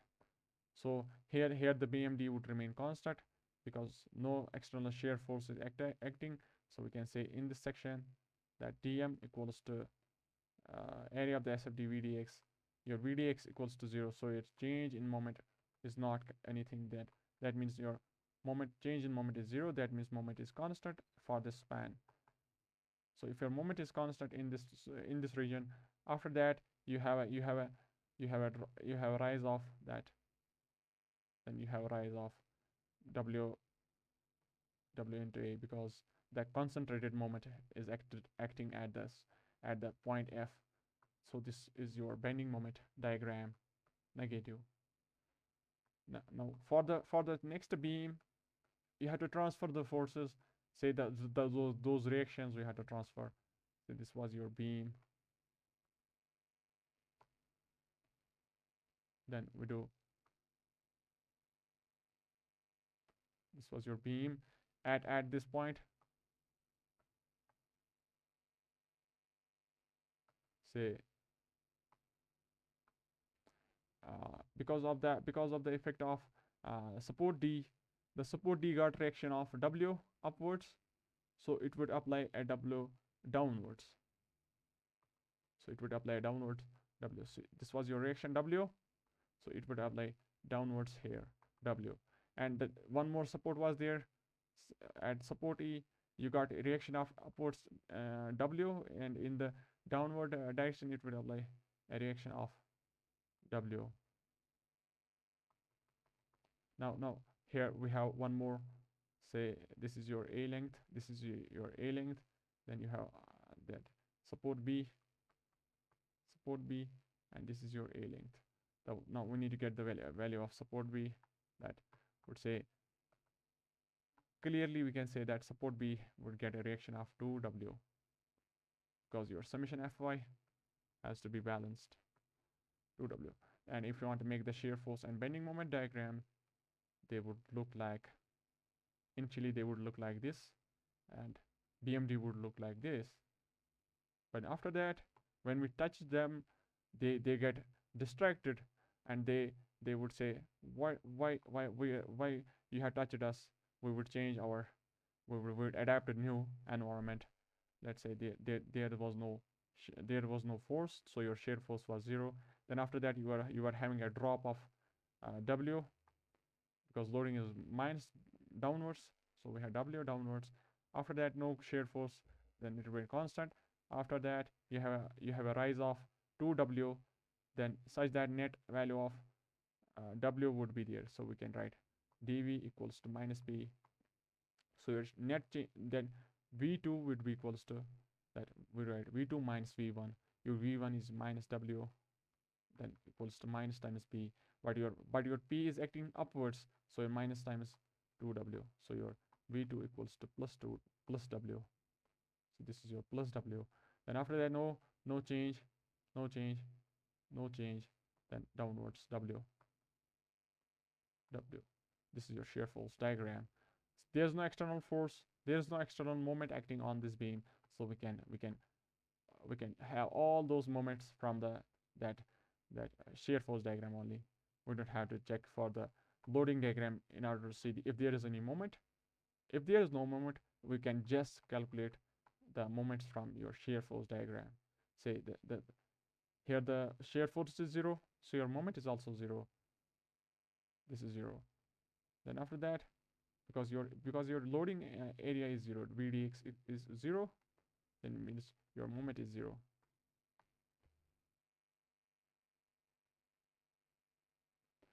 Then after that we have see here the moment is 0.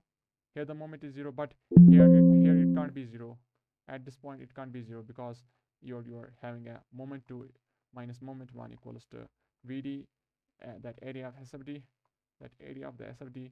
Okay, right, moment 2 equals to moment 1 was your 0, so we can write moment 1 equals to area of SFD. Area of SFD is your minus W into A. So we have to join them by straight line. Equals to W into A. Similarly, for this part we have,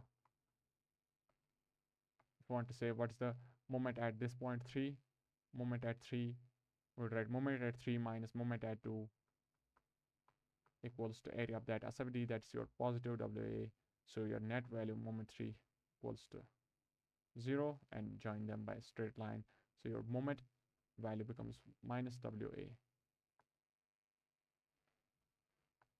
This is your BMD. Next one is your concept of that internal hinge. That internal hinge.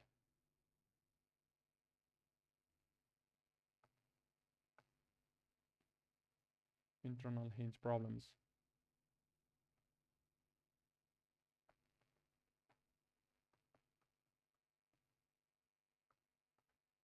We said that this one was your hinge support. That we have two bracket those hinge plates, and we fix the beam between those two by say drilling a rod. Okay, this was your hinge support. But for the internal hinge, we have that, say we are having two beams.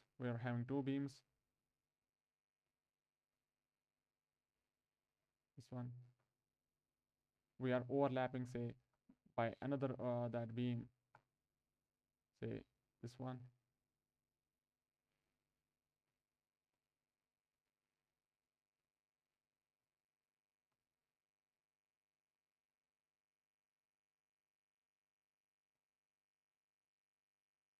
So we drill a hole, then we can have a bolt or any say a bolt is drilled between the two beams. Now,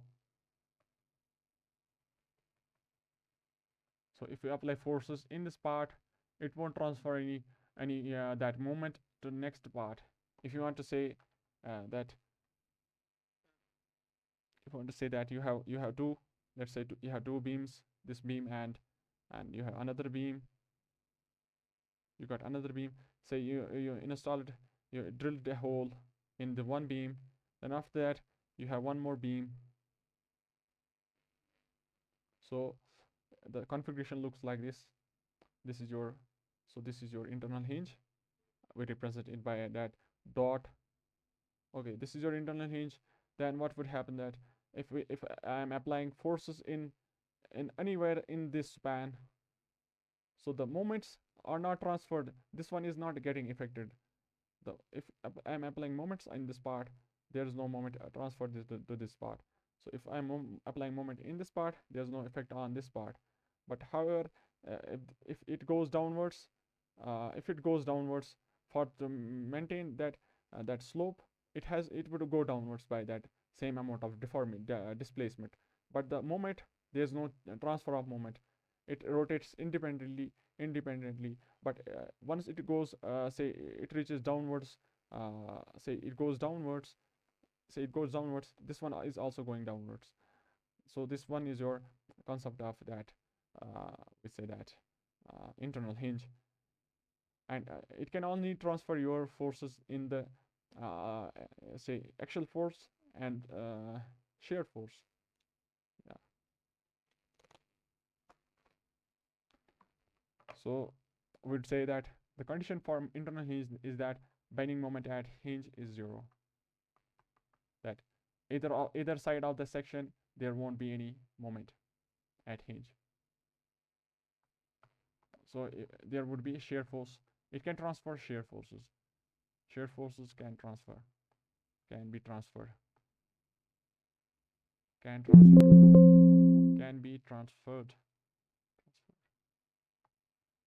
Then we can say, let's have one problem that you have a cantilever, and then a proper cantilever. subjected to the load of P at L from this support B, and we have internal hinge, which we show it by the say this one. So this is your L by 2, L by 2. This is your internal hinge.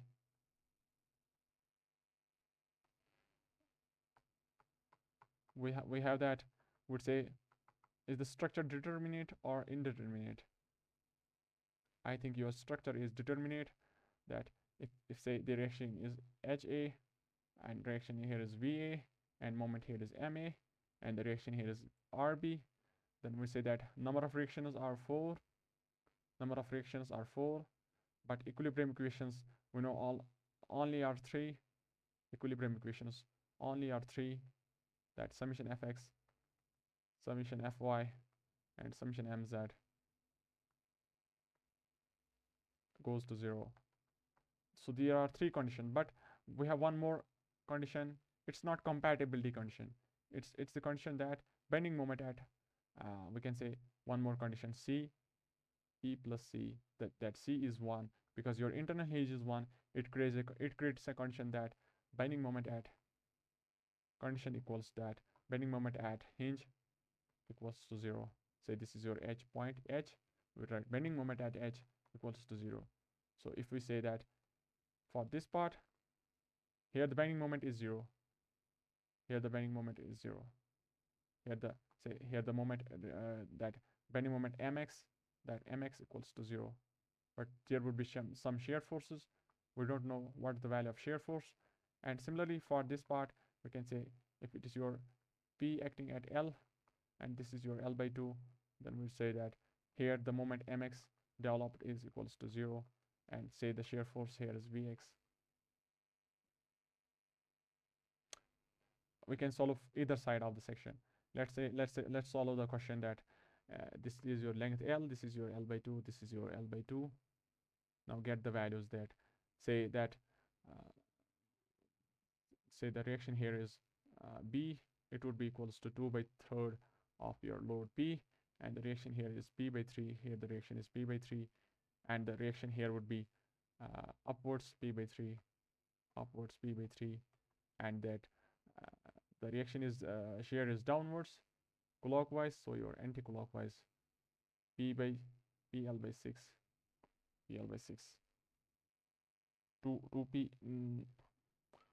Oh no, that, see, this one was your P by 3, this was your 2P by 3, this is your 2P by 3, this is your 2P by 3, this is your 2PL by 6, that's your PL by 3.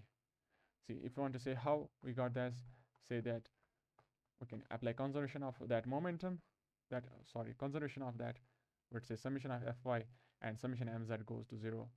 Summation mz goes to 0 in the span.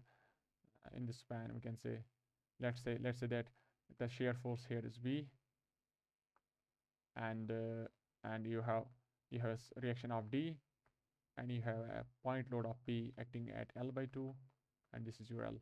And then you can say that summation of moments at D equals to 0. Then we can write V into 3L by 2 equals to P into L. So your reaction at V equals to 2 by 3 of P. Similarly, you can get D equals to P by 3. We know that result. Yesterday we solved one question that if you are having a simply support beam, say a point load is acting at A from here and B from here, then the reaction here would become, the more you are close to the load, the support, that support which is more closer to the load P would get more reaction. So it would become PB by L, and this one is your PA by L. So since your that hinge is more closer to P than your support D, so your reaction at hinge would be more. So your shear force at hinge is more. Then it gets transferred into this part. If the shear force here is acting upwards, in this point shear force would be acting downwards. After that, if you apply conservation, that summation mz goes to 0, then you can get the value, say 2P by 3 into L by 2, that equals 2PL by 6. That finally it becomes that PL by 3. If you want to make that bending moment diagram for this, and shear force diagram. We can say, let's have that shear force and bending moment diagram. Say that the shear force is acting upwards 2p by 3. This is your 2p by 3, that there is no external force, it would remain constant up to that, just before hinge, and after that, no, we see, when you are solving for the shear force diagram, you don't have to cut the section that what's happening inside the internal hinge. We would say, we would look at that loading diagram. For making the shear force diagram, we have to check the loading diagram, not that section cutted, that section we cut, then it would become that difficult to understand, to draw. Say you are having no load in the span. Up to this point there is no external load, so the load, it would remain constant up to the length L. Then just before point load P, it would have remained as 2p by 3, the reaction 2p by 3. So after that, a downward drop of load, downward drop of P, such that now the final value of say that dV equals to minus P. Say we write as V final equals to, V final minus V initial was your 2p by 3 equals to minus P. So your final value becomes equals to minus P by 3 negative. Then it would remain constant up to the point that support D. Then after that you have reaction of 2p, that P by 3. So your SFD looks like this. Then say this is your location, that L by 2.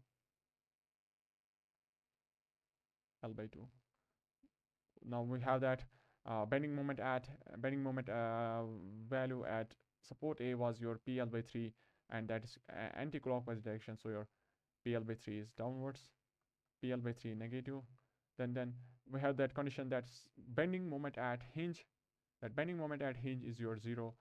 If your bending moment at hinge is your 0 and your bending moment at A equals PL by 3, if you have to join the two, that means join them by a straight line, because your shear force diagram is linearly varying. We can say that from this we can write that moment at hinge, we can verify that moment at hinge minus that moment at support A equals to area of that SFD between the 2 points. So we get the value, finally moment at hinge equals to 0, and the variation is linear. So this is your 2pl by 3, and this, and the slope here is constant. That slope equals to positive 2p by 3, because slope line is that increasing in order upwards. So your slope is 2p by 3 positive. Then after that, since moment at hinge is 0, then after that we can get moment at the point where the load is acting. So moment at point P would be somewhere here, because your loading diagram is positive. I can directly say that this is, the slope would remain constant. The slope has to remain constant because your shear force diagram is constant. We can say that moment at point P where the load is acting P, we say that since the moment at hinge is 0, so we can say 0 plus that area of the SFD between the 2 points, that is 2p by 3 into L by 2, that's equals to that p by 3 of L. So it's PL by 3. We can say it by the similar triangles. For L by 2, you are having that PL by 3, and for next PL by 3, for next L by 2, you are having again PL by 3 moment, positive.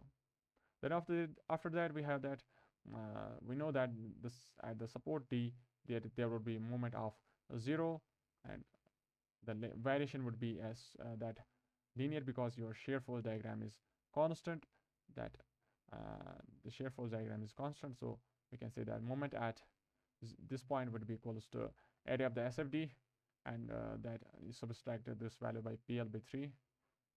Say that the moment at that P by 3 of L, this is your negative area of the SFD, equals to that moment at end minus moment at say before that point. So your moment at end equals to 0.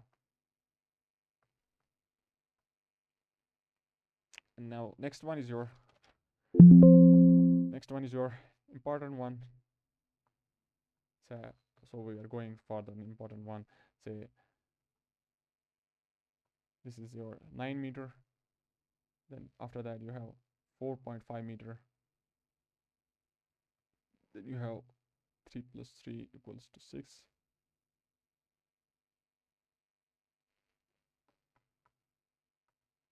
You have that this is your 9 meter, this is your 4.5 meter, and this is your 6 meter, and this is your 3 meter, and this is your 3 meter.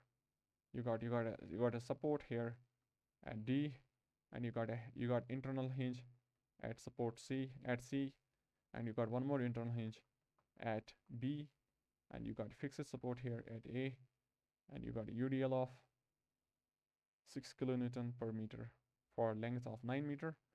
Then after that,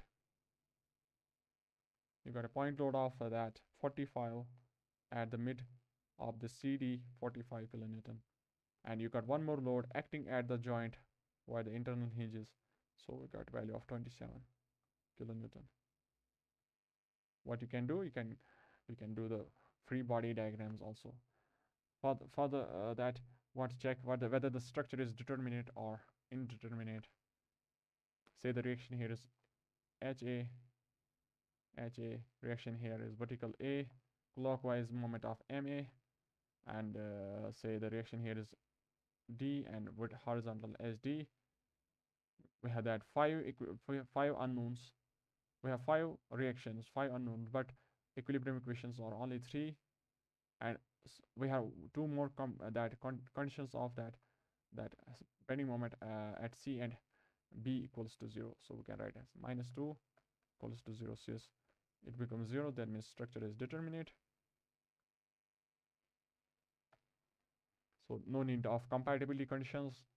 So we say that the 2 conditions are that bending moment at B equals to 0, bending moment at C equals to 0, and your Fx, Fy, and Mz equals to 0 summation. Now we can say, let's go starting with the summation Fx goes to 0. Let's write that summation of Fy goes to 0, summation Fx goes to 0. Fx goes to 0, that means there's no external horizontal load. So we can say HA has to be equals to SD. This is acting this way and this is acting this way. Say since there is no external load, there is no external horizontal load, H is not acting. I can write horizontal external load is not acting, is acting not, but still these reactions can develop. H can develop, HA and HD can develop when the 2 supports are at different levels, because different level. When the 2 supports are at different levels, the horizontal reactions may develop. There's a possibility that they may develop. So we would say that HA equals to HD. So now we'd write summation Fy goes to 0. So we have that 6 into 9, that's your 54 downwards, plus 27 plus 45, and this equals to A plus D. These are your upward moment forces, these are your downward forces. So we get the value A plus D equals this value. Now we have that, we know that summation M at A equals to 0, summation of moments at A equals to 0. We can write that anti-clockwise moment of minus MA, anti-clockwise bending moment that minus MA, and you have that 6 into 9, 54, clockwise that plus 6 into 9. This act is at 9 by 2, that centroid, 9 by 2. Oh, then again we have that 27 acting at, so we write clockwise 27 acting at 9 plus 4.5, that's 13.5. Then we have again one more moment, that force 45 into that 13.5 plus your 3 meter, that is your 16.5. Then after that you got one more support that's at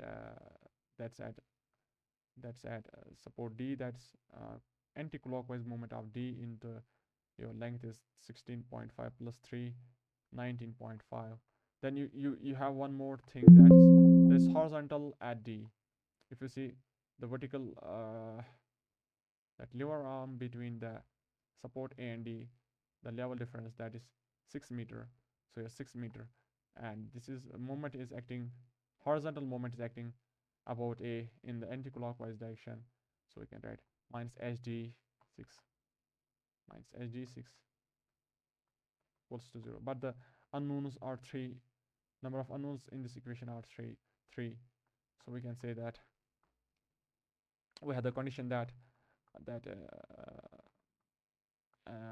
two more conditions. We have that bending moment at B equals to 0 and bending moment at C equals to 0 from either side of section. You can have either side.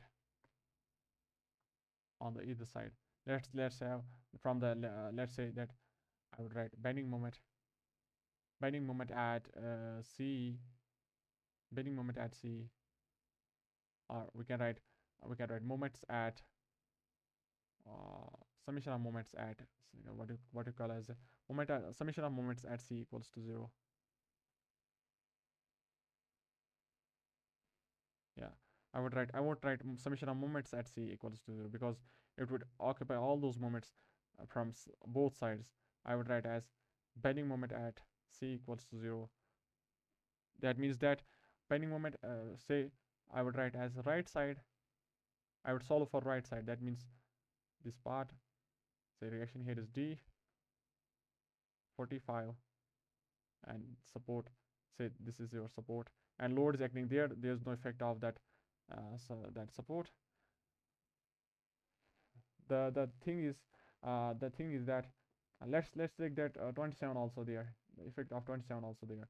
But say the shear force here is V, would say that bending moment at C is 0. That means the effect of all those forces and moments, which implies that effect of all those forces all those forces and moments on, say, right side only. We'd say we are focusing on right side. Right side is such that the moment developed at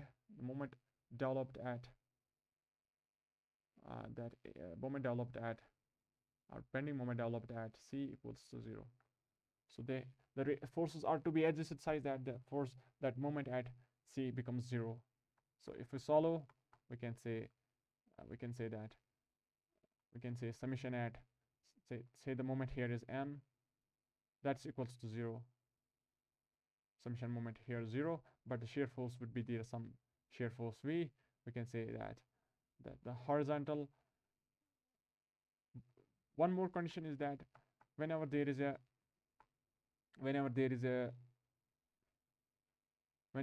load acting at joint,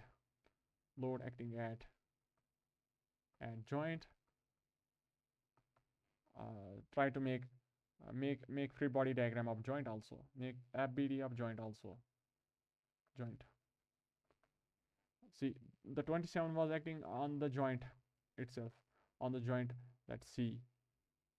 So if we cut just before C, if we want to eliminate the effect of 27 here, because finally, say if you have simply support beam, if you have a simply support beam, you are applying a load directly at the reaction A.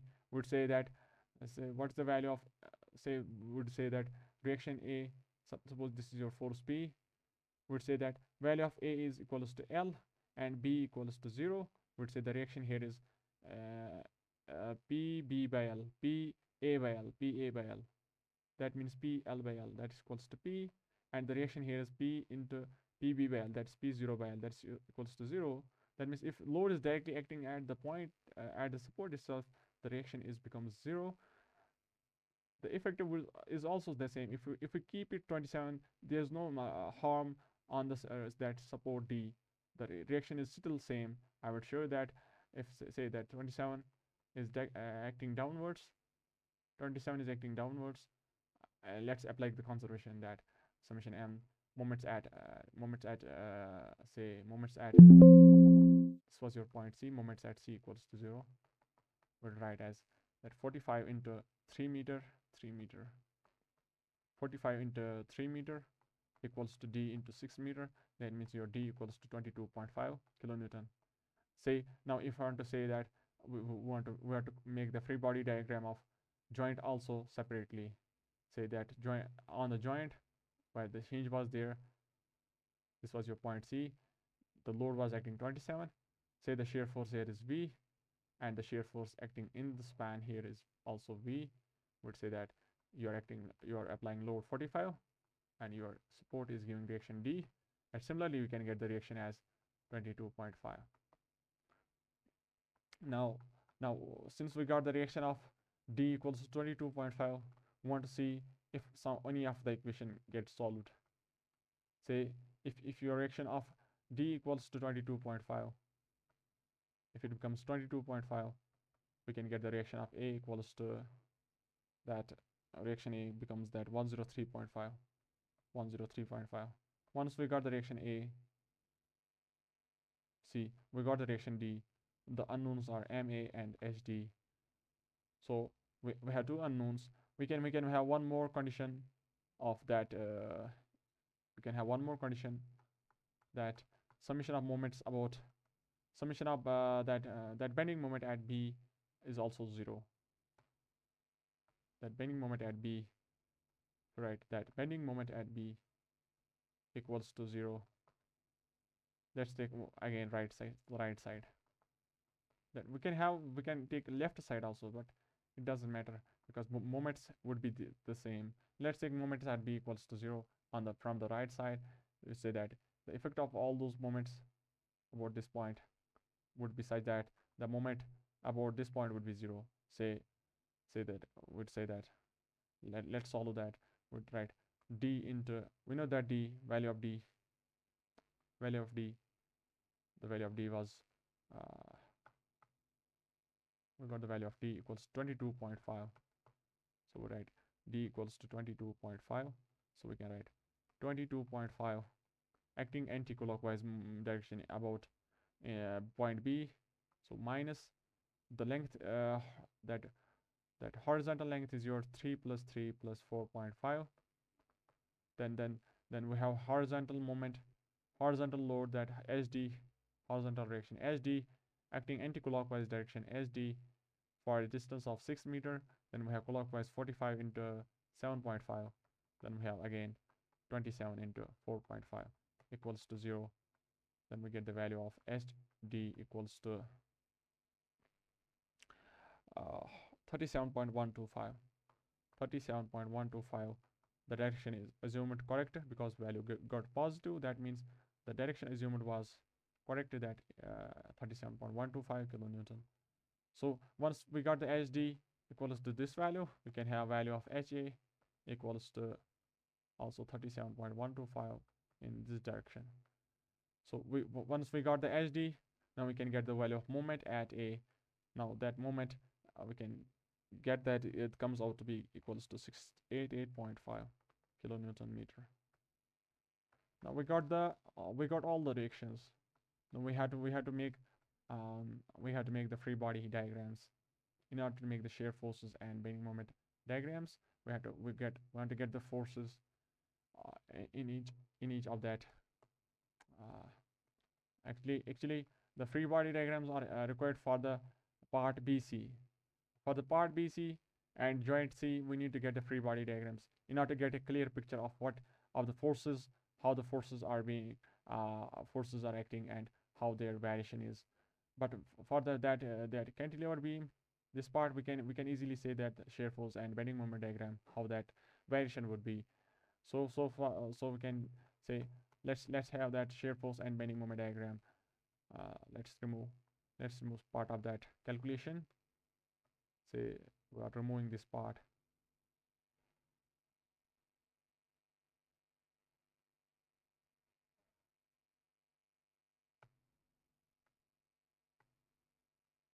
Say we got these values. We know this value is 688.5. This value is 103.5. This is 37.125. And everything we got that 37.125. Now we want to say how can you make the shear force diagram for this part. Let's say this is your here the shear force equals to reaction A, that's 103.5. Then after that you have a UDL of 6 kilonewton per meter acting for a length of 9 meter. That means that the shear force here would be linearly varying up to a point that the shear force here becomes equals to, see here the shear force was 103.5. Here the shear force would be equals to that 49.5. That we can show that 103.5. V2 equals V2 minus V1 equals to that loading intensity 6 into 9 downwards, and we can say V2 minus V1 equals to that loading intensity. Then you can get the value of positive 49.5. This is your shear force diagram for your first part. Then after that, your member looks like this one. This is your actual member. Then after that you have one more member, that 6 meter.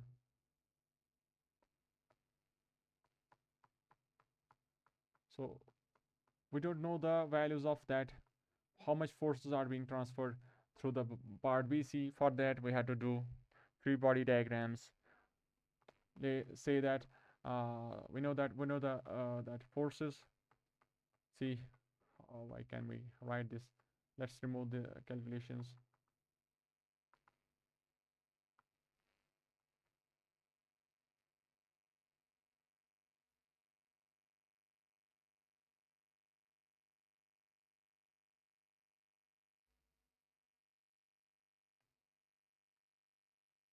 See, we are going for the free body diagrams. Say this is your AB, and after that you have that CD, you have that BC. This is your BC.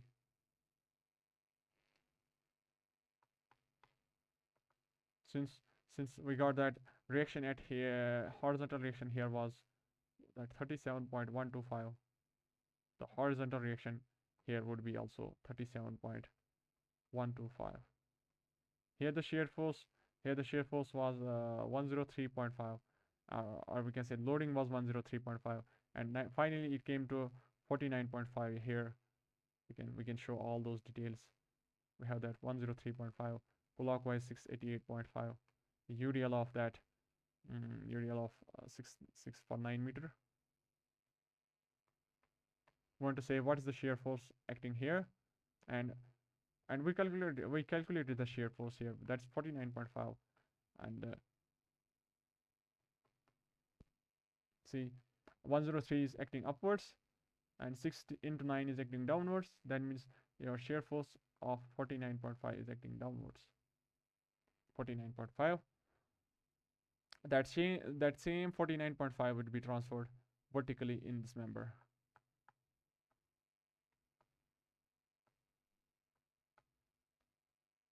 That 49.5 is transferred in this member vertically. 49.5, and since here the horizontal force was 37.5, in this direction we have to apply it in the opposite direction, 37.125, this way. We know that the theta here, we can say that this was your triangle, that this was your 4.5 meter, and this is 6 meter. This is your theta. We can have that sine theta equals that 6 upon 6 square plus 4.5 square, and cos theta 4.5 upon, and the values of that sine theta and cos theta we have calculated those. We get the values. Sine theta equals 0.6, and cos theta equals to 0.1067.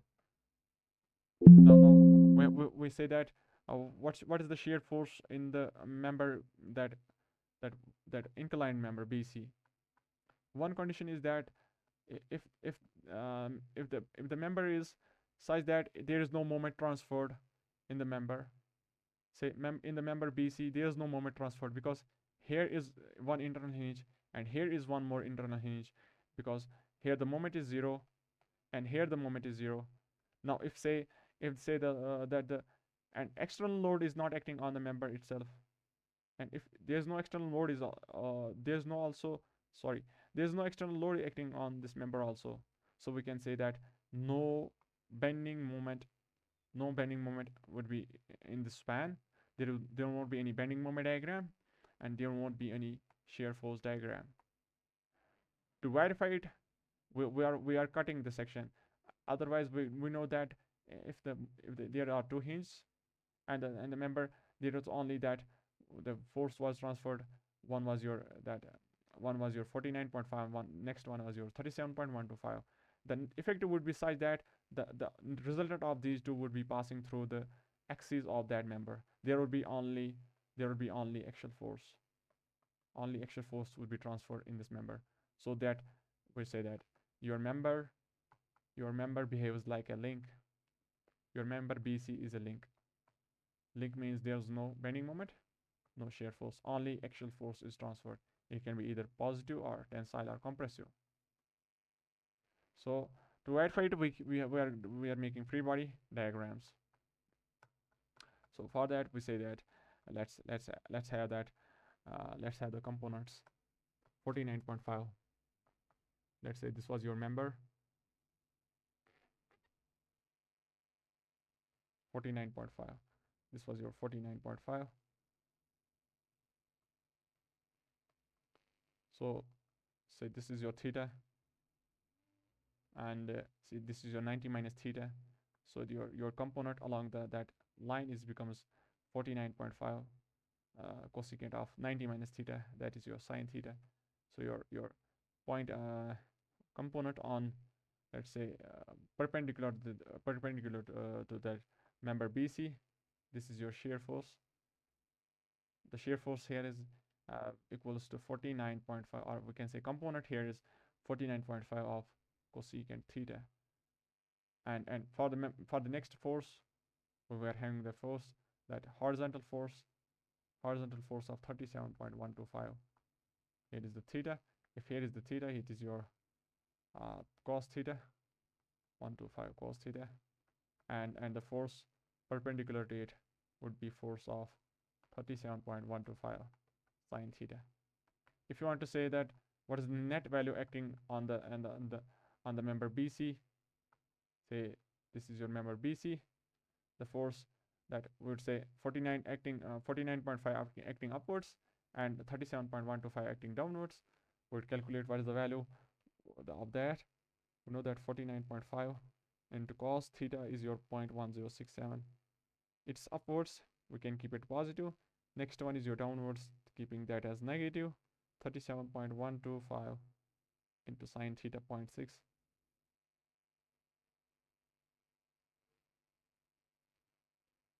49.5 cos theta, 49.5 cos theta, and 49.5, that 37.125 sine theta. 49.5, 1.01067.6.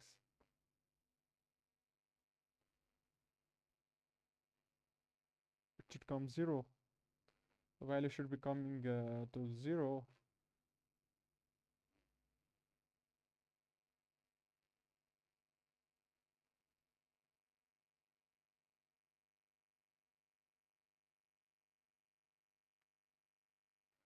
We want to check that members forces also that.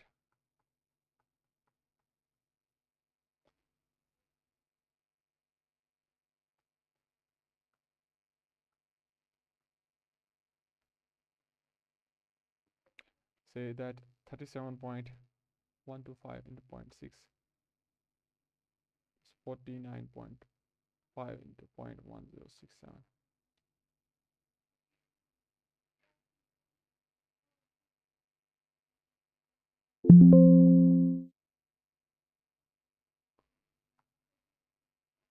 That 4.5 divided by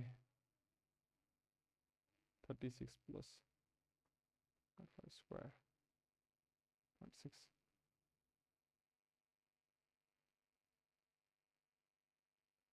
by 36 plus 4.5 square 0.8. Actually the cos theta is your cos theta, we got wrong. Cos theta,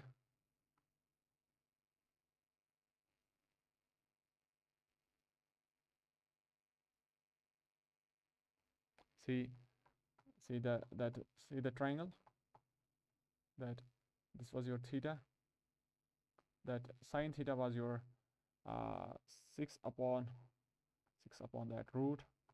Sine theta is your 6 upon that root, so your 6 upon root is your 0.8. This comes out to be equals to 0.8, and your that cos theta becomes 4.5 upon that 4.5, that becomes 0.6. So your value becomes 0.6. So if you are solving that what is the net effect of that shear force here? We say V net.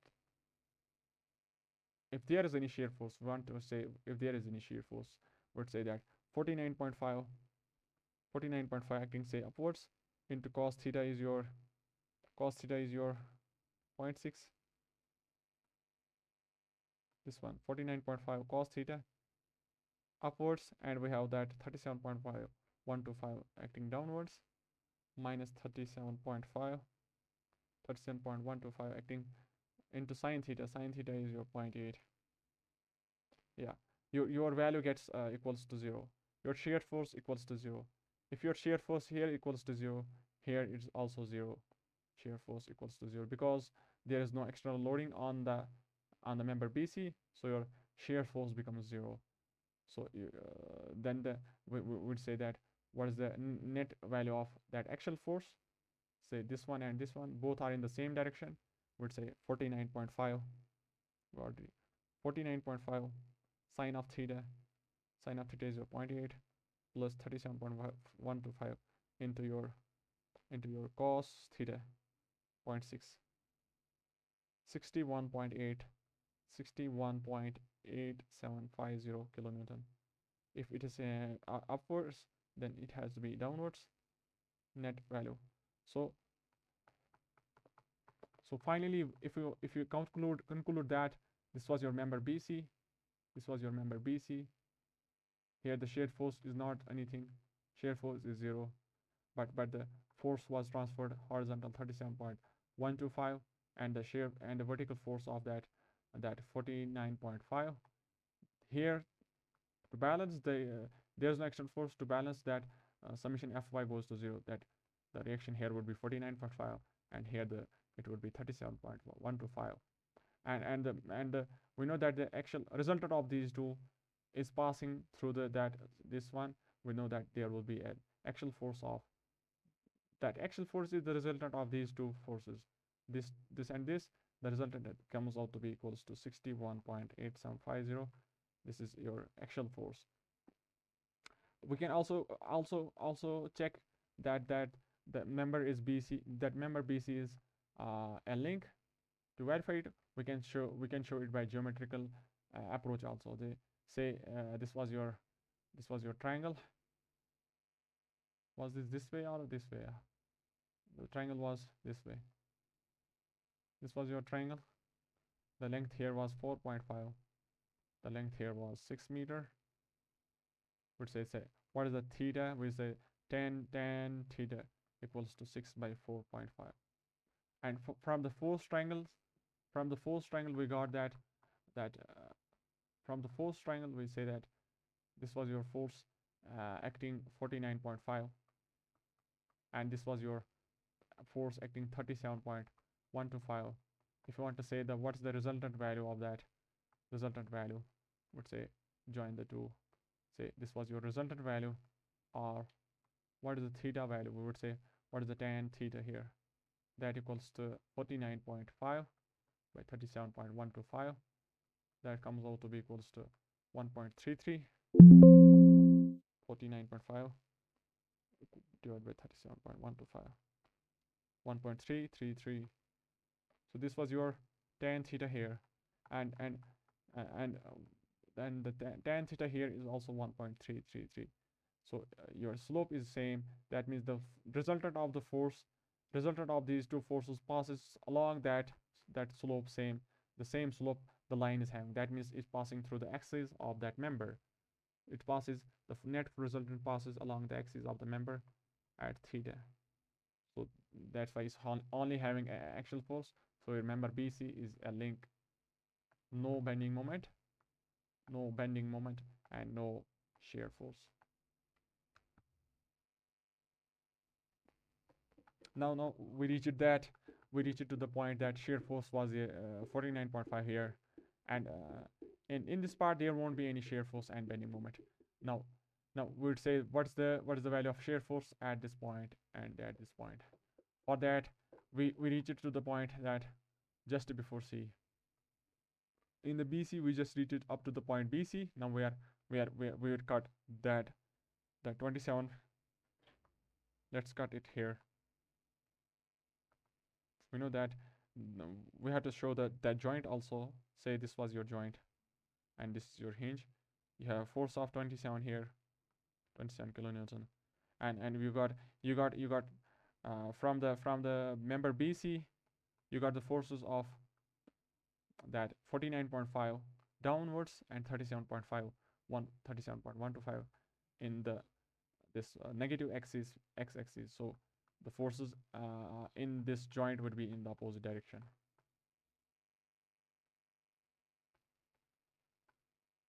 (49.5) downwards, so here would be 49.5 upwards. So here the force would be 49.5 upwards, and the reaction was there in this direction, so the reaction here would be in this direction, 37.125. The force resultant of these forces was passing through that axis. We don't care about the internal force. We are solving for the external forces now. Say this is the 37.125 and 49.5, and this is your that 27 kilonewton. To maintain the force equilibrium in X, we say that here it has to be equals to 37.125, and the summation here the shear force, it would be equals to, let's say here it would be equals to some shear force V, or some force V. We would say that equals to 49.5 minus 27, that equals 22.5. Once you got the value of 22.5 here, then you have a beam of that. You got that beam.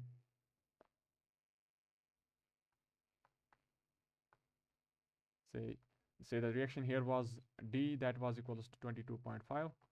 Here the load was 45, and here we have got the 27.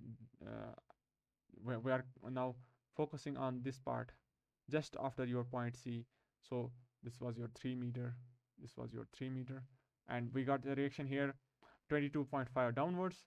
Here the reaction would be 22.5 upwards, and the force in the horizontal would be also 37.125. See, if we apply the force equilibrium in this beam, we say that 45 is balanced by 22.5 and 22.5, because your supports are equally spaced, the load is at the center.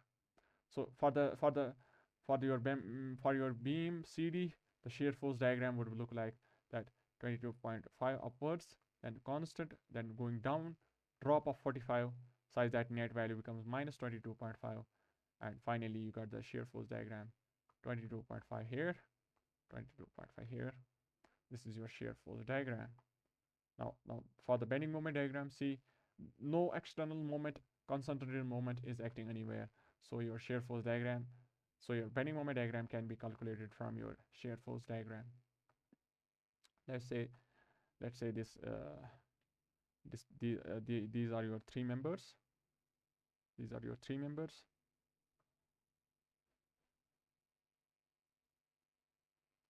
Then we have that external moment, that moment reaction, that moment A, that was your 688.5.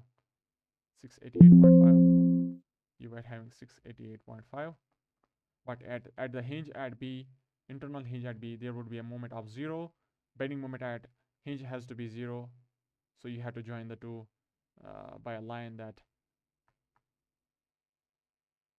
your shear force diagram is linear, So your bending moment diagram would be a 2-degree curve. So here the slope has to be a value of theta equals to positive 103.5, and the slope here has to be equals to 49.5. Some slope has to be there 49.5. It can't be 0 because your shear force is acting there 49.5. Now you join the two. This is your BMD for your first part.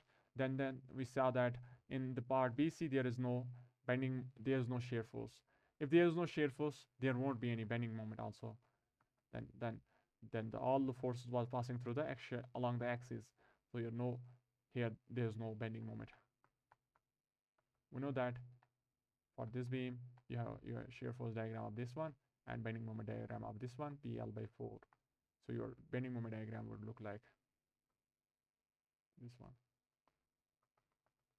So you got that 22.5 into this area, 22.5 into your 3 meter, that's equals to 67.5 kilonewton meter positive value. So you got the bending moment and shear force diagrams. Now you have to get the axial force diagram also.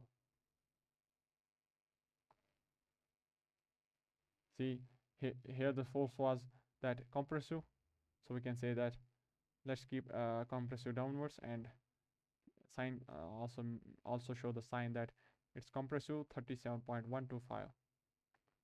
And in this part compressive force was that the value was some 60 something. The resultant of these two, that 61, that 61.8750, 61.8750.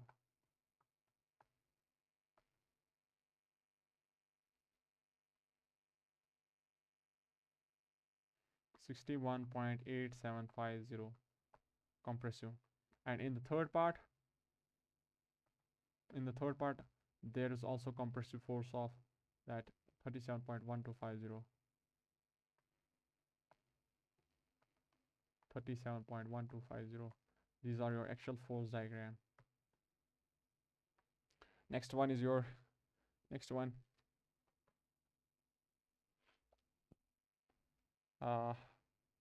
we got a simple beam, like let's say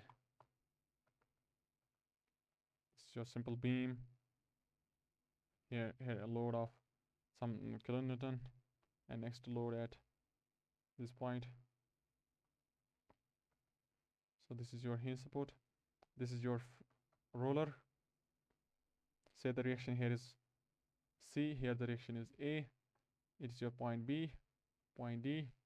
Then you got that load of 2 kilonewton and a load of 4 kilonewton.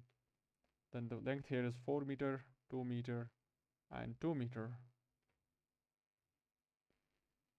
And get the shear force and bending moment diagram. Let's say that summation of moments at A equals to 0. I would say your 4 into 8 clockwise plus 2 into 4 clockwise then equals to C into 6. Then your C becomes 6.66. Then means A becomes we know that A plus D, we know that A plus C equals to 6. That means your A becomes minus 0.66. That means the direction is downwards. So the shear force diagram would say I am downwards, I am 0.66 downwards, 0.66 downwards. Then after that I would remain constant till your point B comes. I would go downwards by 2 such that I would become 2.66. Then after that I will remain constant. Then after that C would shift me upwards by an amount of by 6.66 such that I become equals to 4. Then finally your point D stabilizes it to 0. This was your 0.66. This was your 2.66. This was your 2.66. Then you got 6 minus that 2.66. You got that value 4, and finally you got positive 4. Shear force diagram. And for that bending moment diagram, since there is no external moment acting, So we can calculate the BMD from your SFD. So you can say that for this part it would be a linear variation. It would be since your shear force is negative, that means your curve would be downwards, and it would be a linear variation, that 0.66 into your 0.4 meter, that comes out to be equals to 2.4 something. So let's say the value here is some value that would say the moment here is 0.66 into length was your 4 meter up to the point B 4 meter. Then we calculate that the value comes out to be equals to 2.64.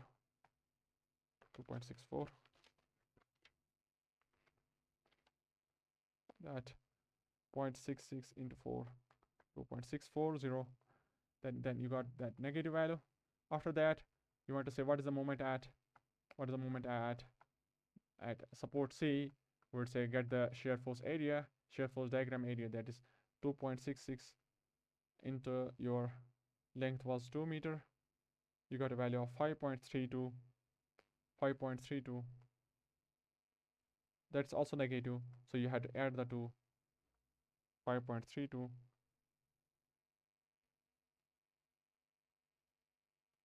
So that's it. The slope here was 0.66. Here the slope was 0.66. See, actually the line has to be extended because your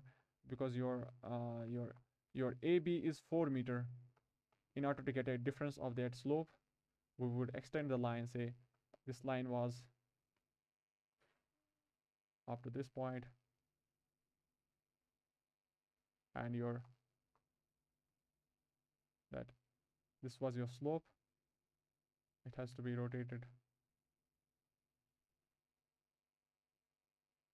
Let's remove the line.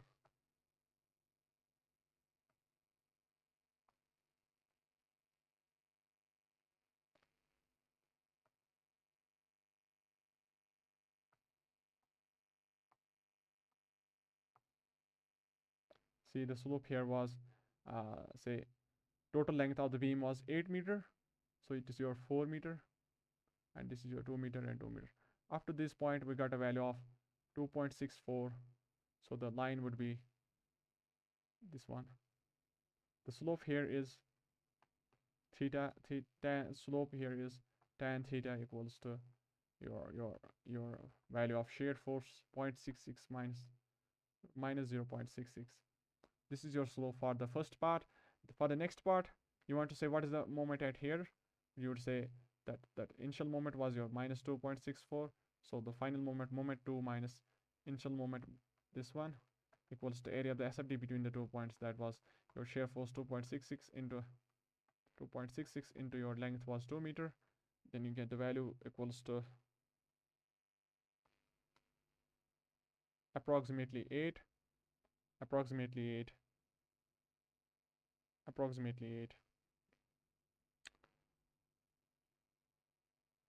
Actually the effective is that 7 point, it comes out to be 7.96, but it should be equals to 8.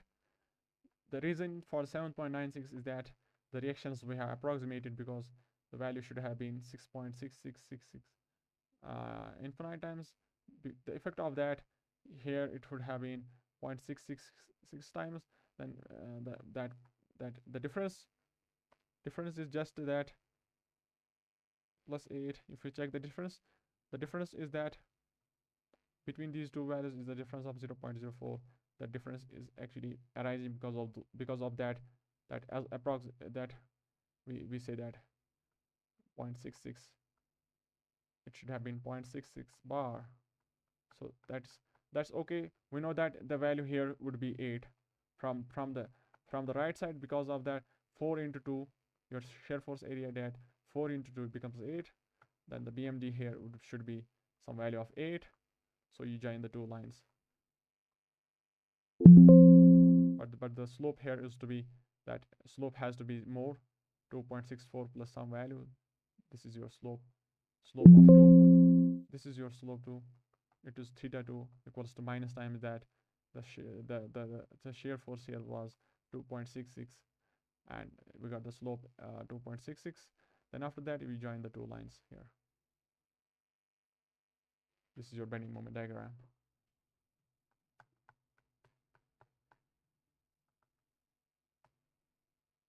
Next question is your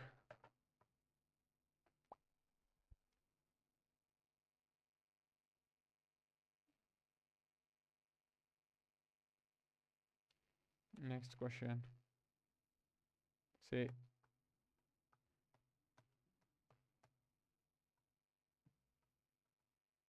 you have three beams, three members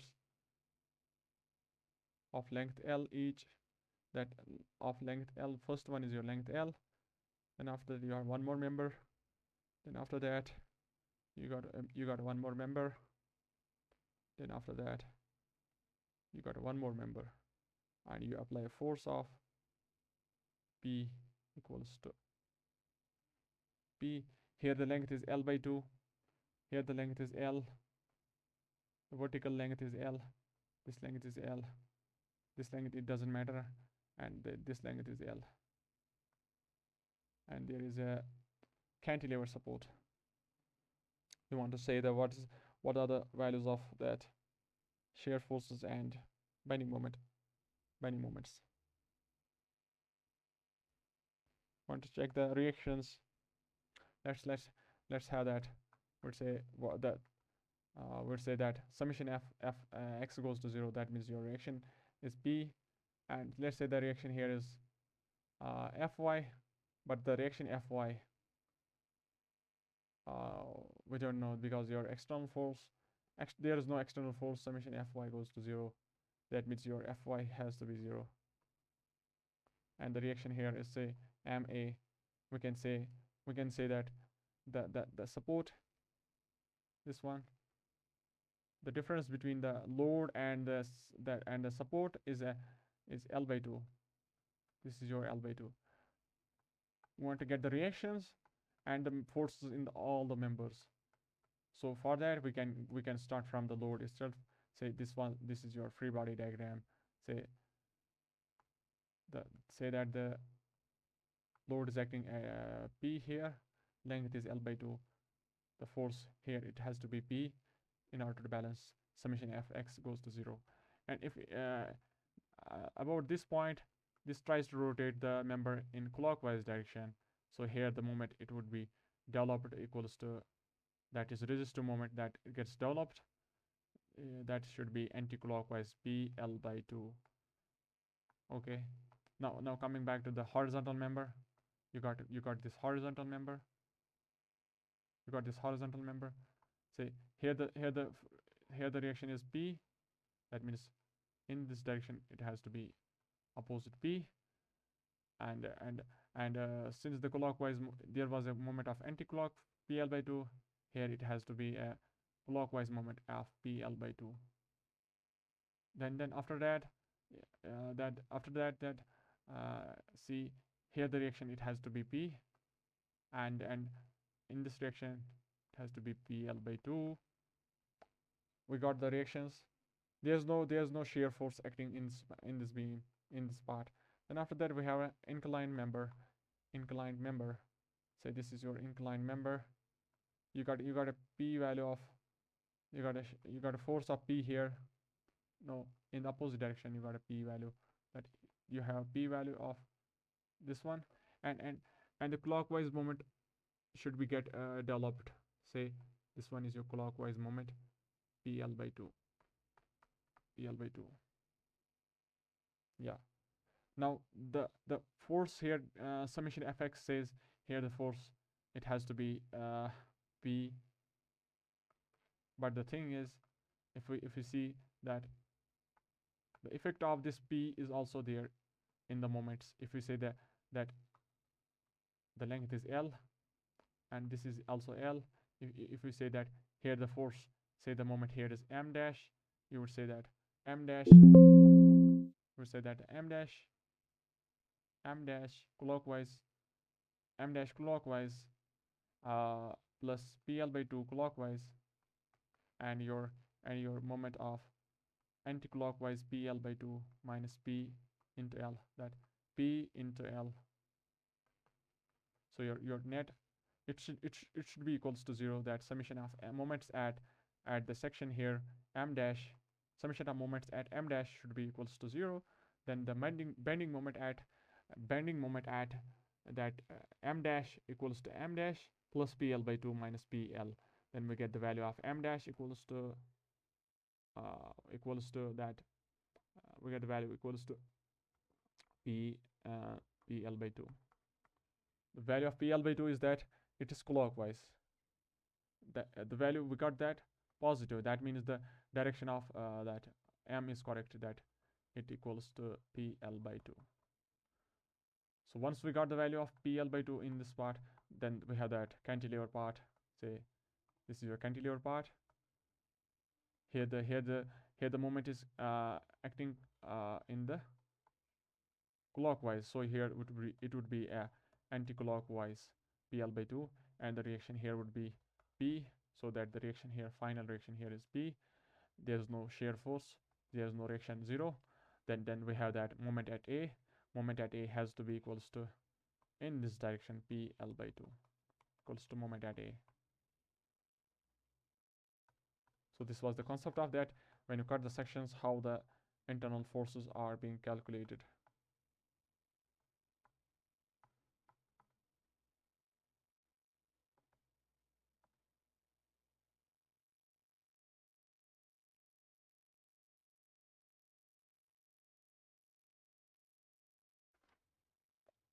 We have one more problem. Say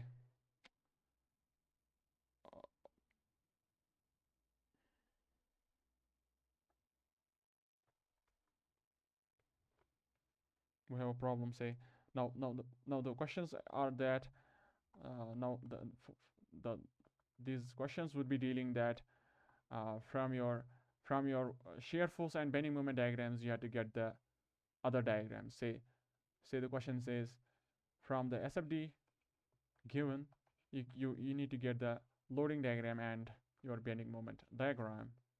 So that, see, the question is saying you have beam, you have that beam.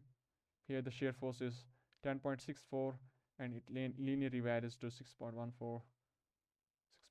Then it becomes 0.14, and after that it becomes 4.36. Then after that it becomes 10.36. Then after that it reaches to this point. Then after that it becomes value of 0.2 value. Then after that it becomes 0. So this is your shear force diagram. It's given that the value here, shear force equals to 10.64. Here the shear force equals to 6.14. Here the shear force is 0.14. Here the shear force that equals to 4.36. Negative, positive, positive. This is value that 7.36, 11.86, 22. So the lengths are given that these are your lengths. Say this one, and this one, and this one, and this one. We would say how much is the distance between that. We would say this is your 1.5 meter, 1.5, 1.5, and 2 meter. So get the loading and shear force diagram. We can say we can minimize it.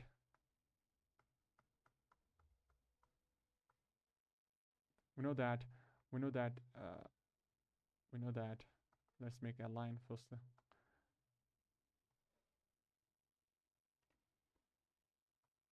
We know that dv by dx equals to w and dv equals to minus p.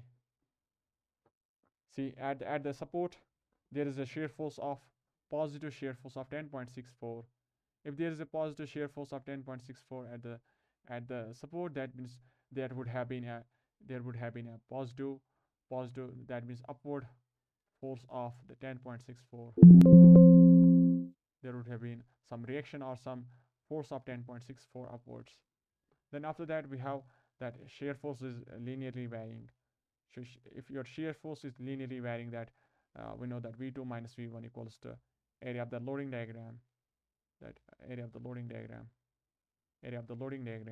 we'd say your shear force 2 is 6.14 and your first shear force is 10.64, and it is varying in the length of that.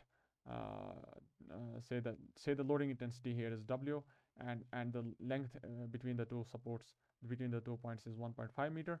So your loading intensity becomes that, the difference between the two divided by 1.5. So your loading intensity becomes minus 3 kilonewton per meter. That means your loading is acting downwards because your shear force is decreasing, because your shear force is positive and decreasing, because your shear force is positive and decreasing. No, because your shear force slope is constant and decreasing. The because your shear force is constant, shear force slope, I would say shear force slope is constant, and value is decreasing. Value is decreasing. We can say that yeah, value is negative. Let's go. Value is negative. That means your loading has to be constant and negative. This is the meaning of that, of this concept, that dV by dx equals to W. If your slope of this that shear force diagram is decreasing, that slope is constant, slope is constant, but the value but the slope is negative. If the slope is negative, that means your loading intensity is also negative. Hope you are understanding the concept. Let's remove this stuff.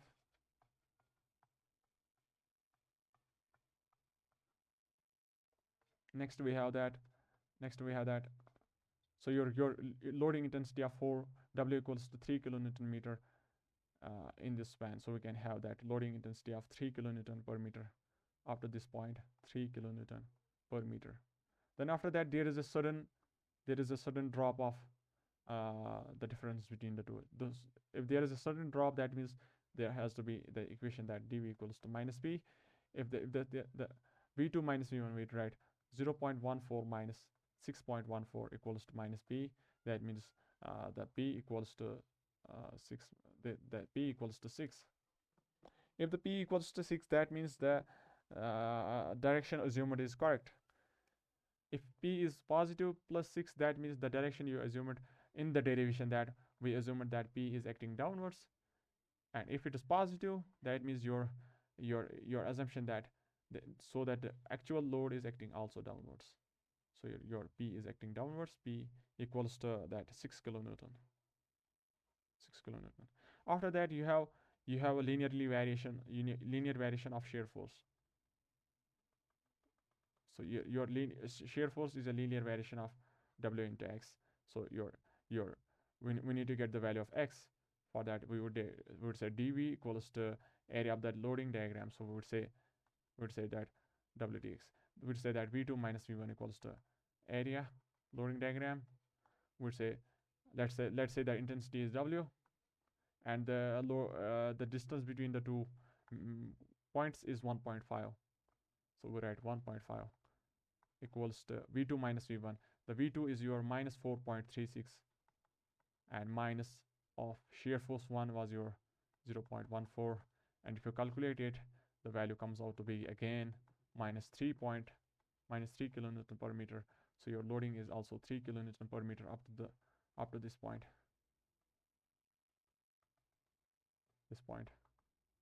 3 kilonewton per meter.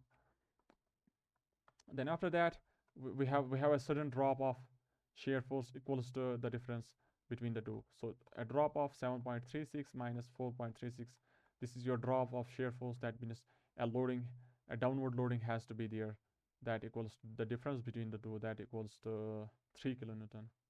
At 3 kilonewton, yeah. Then after that we have a linear variation 1 degree of shear force between the 2 points. We can say 11.86 minus 7.36. Actually it is like this: minus 11.6, 11.86 minus of minus this 7.36 divided by length is 1.5. This is your loading intensity again 3 minus 3 kilonewton per meter. So your value becomes 3 kilonewton per meter after this point. Then after that you reach it to this point. Now there is a sudden increase of shear force from 11.86 to 2.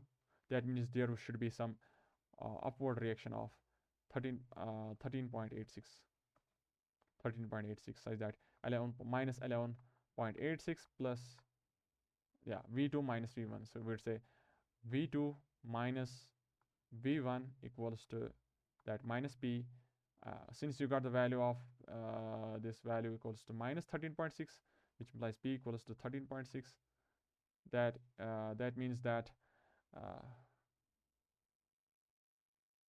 we got the value as minus 13.6.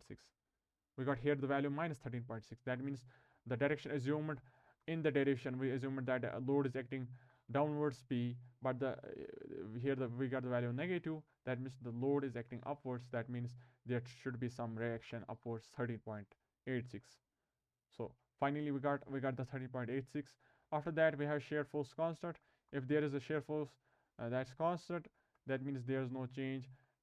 We can say that if there is a shear force that is constant, dv by dx equals to w. If there is no change in shear force, that means your loading intensity is 0.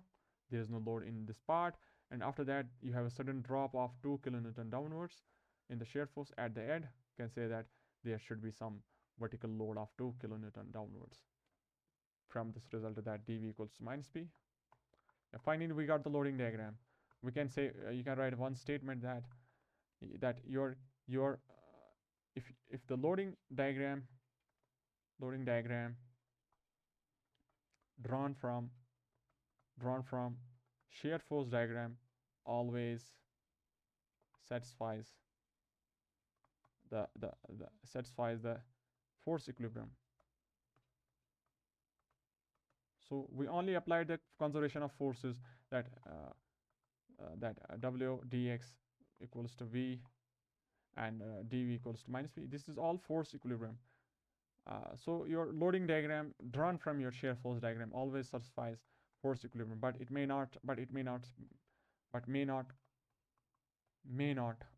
be satisfying that moment equilibrium. We want to check whether the moments are balanced or not. Moment equilibrium. For that, let's take any point. Let's take any point. Say removing the we'd remove that the calculation.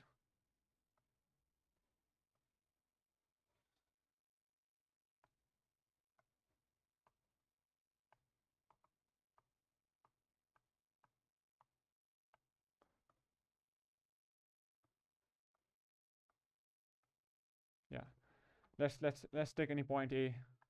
Say this is your point A. Let's represent this point A. We'd say summation of moments at A equals to 0. We'd calculate that. This is your length. We know that length. We'd say that clockwise of length 2 plus 4.5 plus and then minus 13.86 acting for a distance of 4.5. Then we have that point load 3 kilonewton clockwise for a distance of 3 meter. Then we have 6 kilonewton for a distance of 1.5. Then we have UDL of clockwise that 3 kilonewton per meter acting for a distance of 4.5 and acting at a distance of 4.5 divided by 2 equals to 0. We would say if it is equals to 0, then there's no problem. The moment at A should be 0. But if it is coming anything, we would calculate. After calculating, you get the value that the value comes out to be equals to minus 0.995, which is not equals to 0. That means there should be some concentrated moment in anywhere in the beam. So we can write there should be some concentrated moment anywhere. There should be since we got the moment that net value of moment equals to minus 0.995. That means since we said that positive is clockwise, So we got the value, net value as negative anti-clockwise, which implies that a net value of negative 0.995 is trying to rotate the member A at the about the point that the beam is getting rotated about point A in the anti-clockwise direction. Say the beam is getting rotated by 0.995 about A in the anti-clockwise direction. That means there has to be some force, there has to be some moment of that anywhere in the beam that's acting clockwise direction, that's acting in clockwise direction. Say moment is acting here, so it should balance the effect of that 0.995. So the moment here should be 0.995 anywhere in the beam. There should be clockwise, would say clockwise 0.995 anywhere. Let's take that anywhere, that say this is your point B. Let's take the moment here. Say the moment is acting at this point.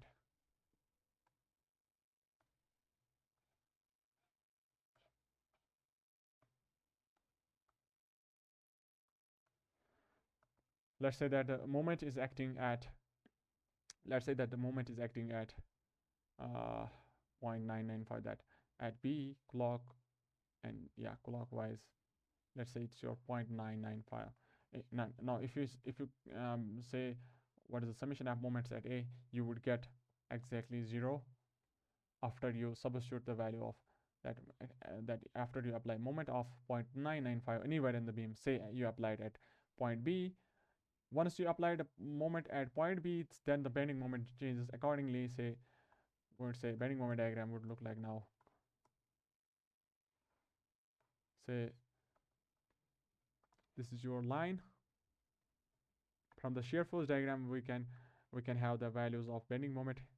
Would say here the bending moment is 0 because there's no external moment, or then there is no fixed support that can have any moment.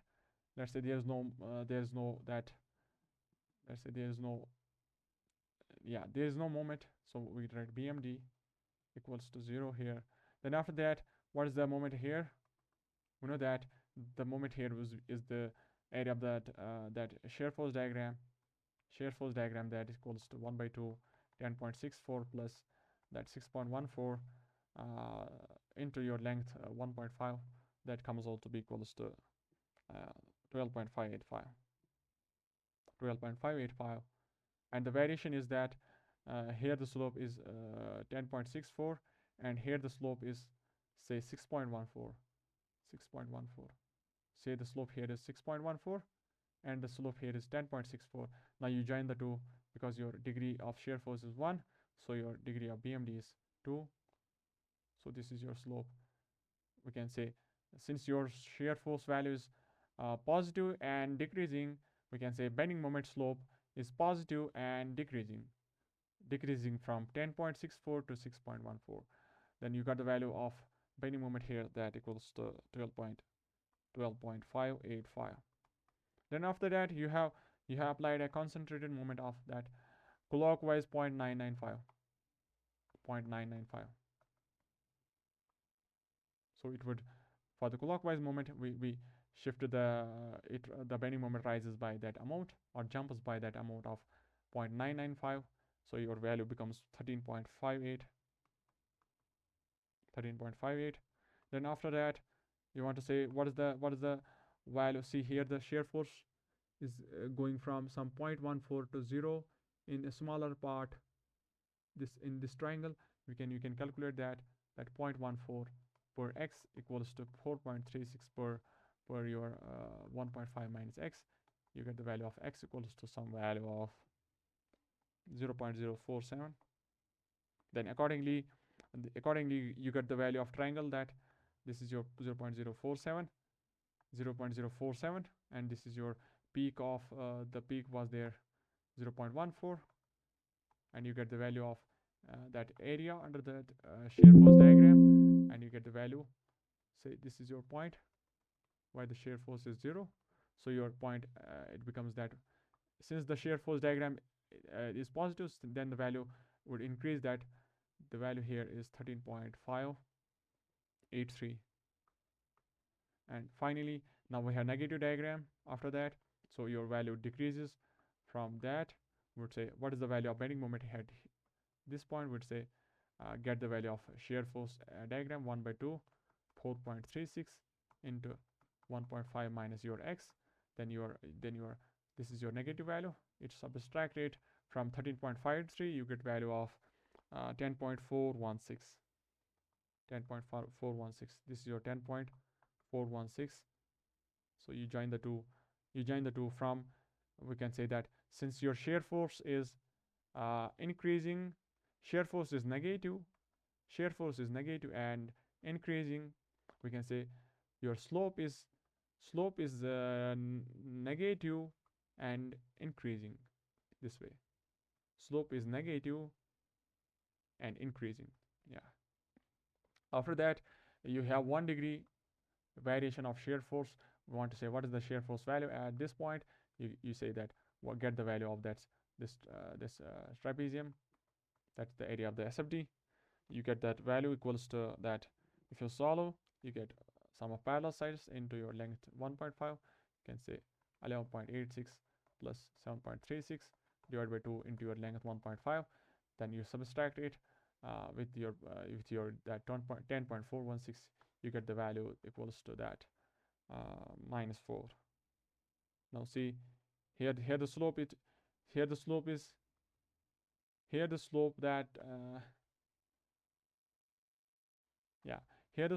4.36. We have to cut just before that section. Here the slope is 4.36, but here the slope it has to be 7.36. If it is if the slope is 7.36, the slope would then the line would be somewhat steeper. That somewhat steeper, like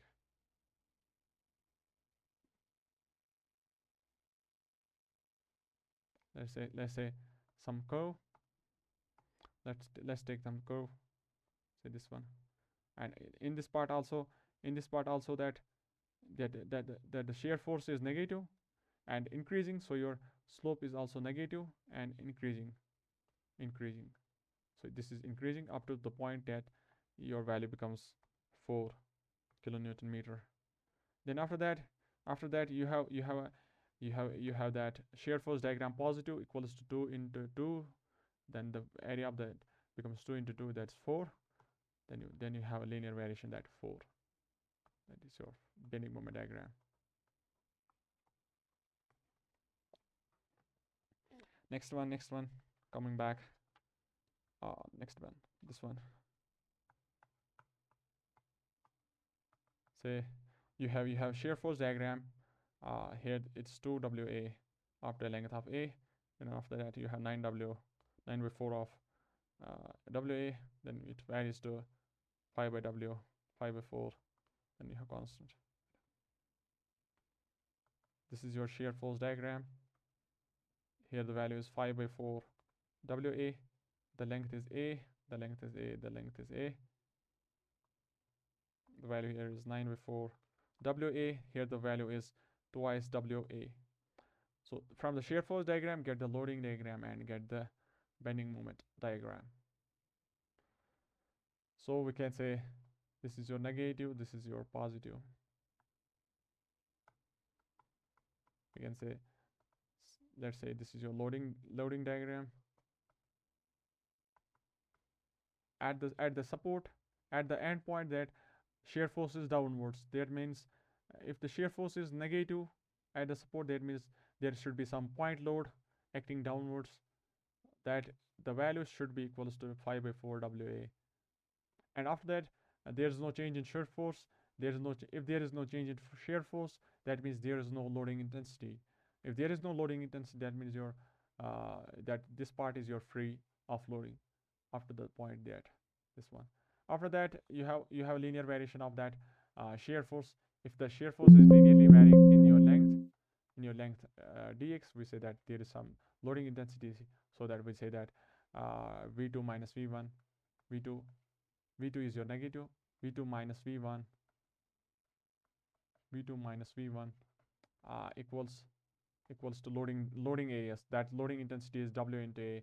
That the W into length is your A. So your value of loading intensity equals to that for WA something W. You calculate, you get the value as W. So your loading here is W kilonewton per meter. W kilonewton per meter. So your UDL is varying that W. Then after that you have a sudden rise of shear force diagram, rise of shear force diagram from say dV equals to minus P. You have a variation that 2WA minus 9 by 4 WA equals to minus P. So the reaction here should be that you got the value as 17 by 4 WA equals to that reaction P upwards. That you got this value. If you're solving this value, you got 8 minus 8 plus 9 divided by 4. You get 17 by 4, but it is negative. You got the value as negative. That means that the derivation you have assumed that P is acting downwards, but your value is getting up negative. That means that the load is acting upwards. There should be some say reaction of 17 by 4 WA upwards. After that, there is no change in shear force. That means there is no loading intensity in the span. After that, you have a drop of shear force equals to 2 WA. That means there should be some vertical loading of 2 WA at this point.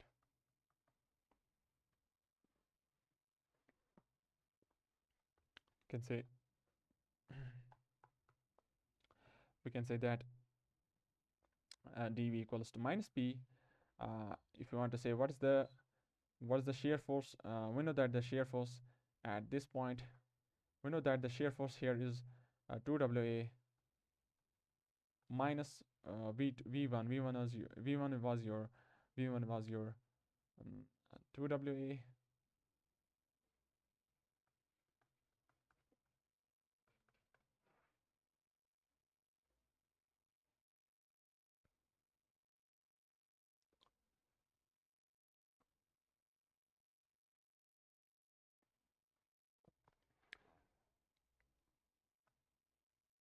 We got the shear force that here we were having shear force of 2 WA, and here is also shear force of 2 WA.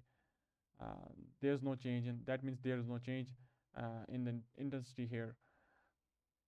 But at this point we can say since there is a drop of shear force equals to 2 WA, there has to be some point load acting downwards of 2 WA.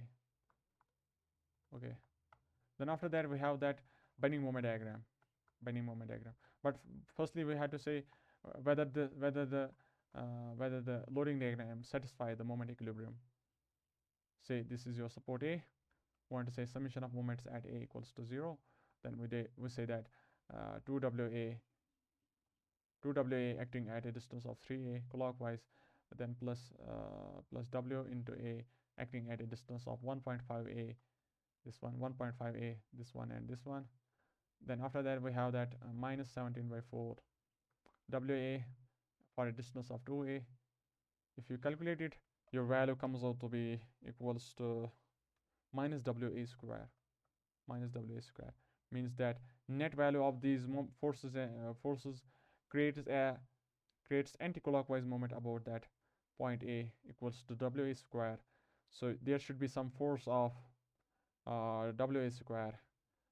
There should be some clockwise moment of 2 WA square. In order to that, summation moments at A should be 0. Let's take that moment at A equals to that WA square clockwise. So if you want to make the shear force that bending moment diagram, you would say we have applied a clockwise moment of that WA square clockwise at moment at A. Then after that we want to say what is the moment at B.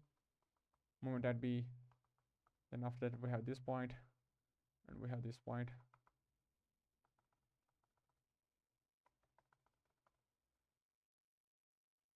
Say here the moment should be equals to m2 minus m1 equals to area of the loading diagram 5 by 4 WA square.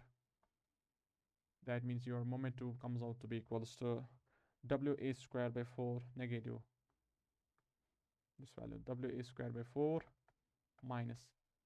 So since in the shear force diagram is constant, that means your shear force value is constant.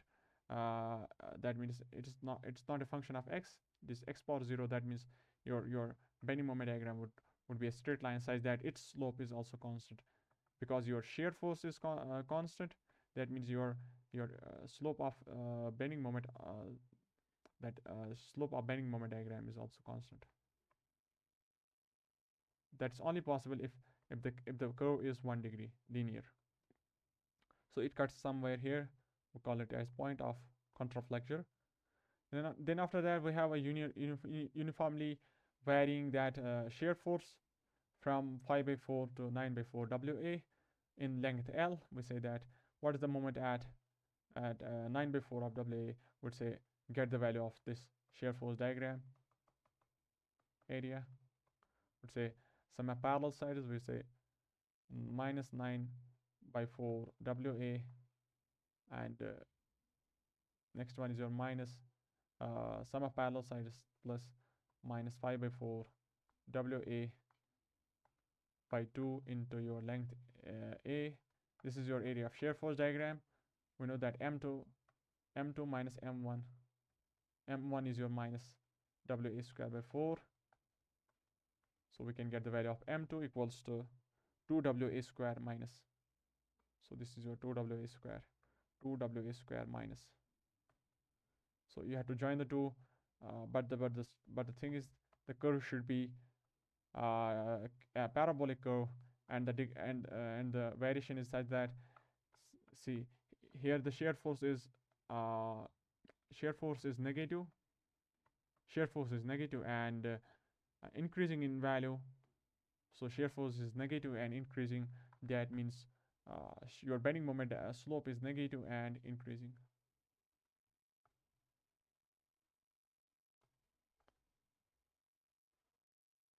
Somewhat like this.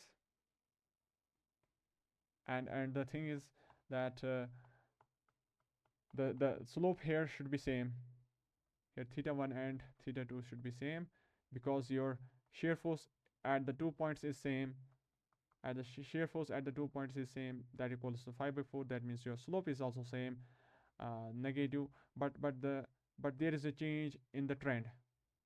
The straight line would have gone under this way, but there is a trend. That means there is a kink in BMD because of there should be some change in force.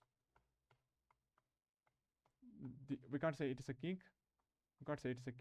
We say that there should be some change in the slope. There is no change in slope, but curve changes. So there is no kink. Kink is valid for point load. For point load, that slope was initially this one, then it might become this one. Initially it was this one, it might become this one. So there is a change in the slope that we call as kink. It's possible if there is a point load kink in BMD. But for there is that UDL acting, we have that the slope has to remain same, because your shear force diagram is constant. Here the shear force is same in the left and right of that section. Shear force is same. That means the slope has to be same on both sides. But here the variation of shear force was that constant. That means your bending moment is linear. Here the shear force was linear. That means your bending moment diagram has to be a 2-degree curve, parabolic. Then finally you got the 2WA square. We have to say what's the value of shear force at the ends. See here the value of shear force equals to 2WA. That means your loading area. That means your shear force diagram area becomes 2WA into A. That means 2WA square positive. That means M2 minus M1. M1 is your minus WA square. That means finally ML moment at the end equals to 0. and the variation is that since shear force is constant, x power 0, that means your bending moment diagram would be a straight line, negative. Then we have the one more question that, let's say one more question. Now the question is that we have we have bending moment diagram. Now from the bending moment diagram, you need to get the shear force and the loading diagram.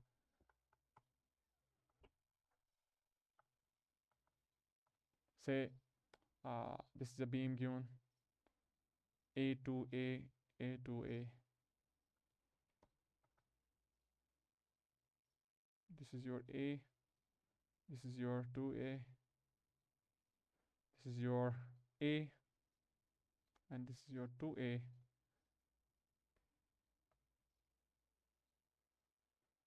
Now the bending moment diagram looks like this one.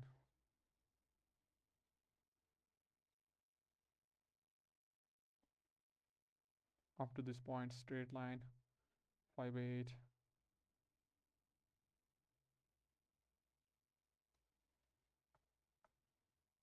After that, there's a 2-degree curve.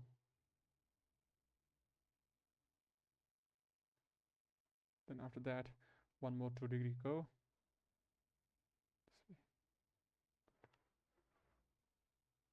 The values are that at A, you got the value as 9 by 8 WA square, 9 by 8 WA square. This is your bending moment diagram. And after that, at 2A, you got the value equals to 5 by 8 WA square. Then after that, you have a 2-degree curve. The value here is 16 by 8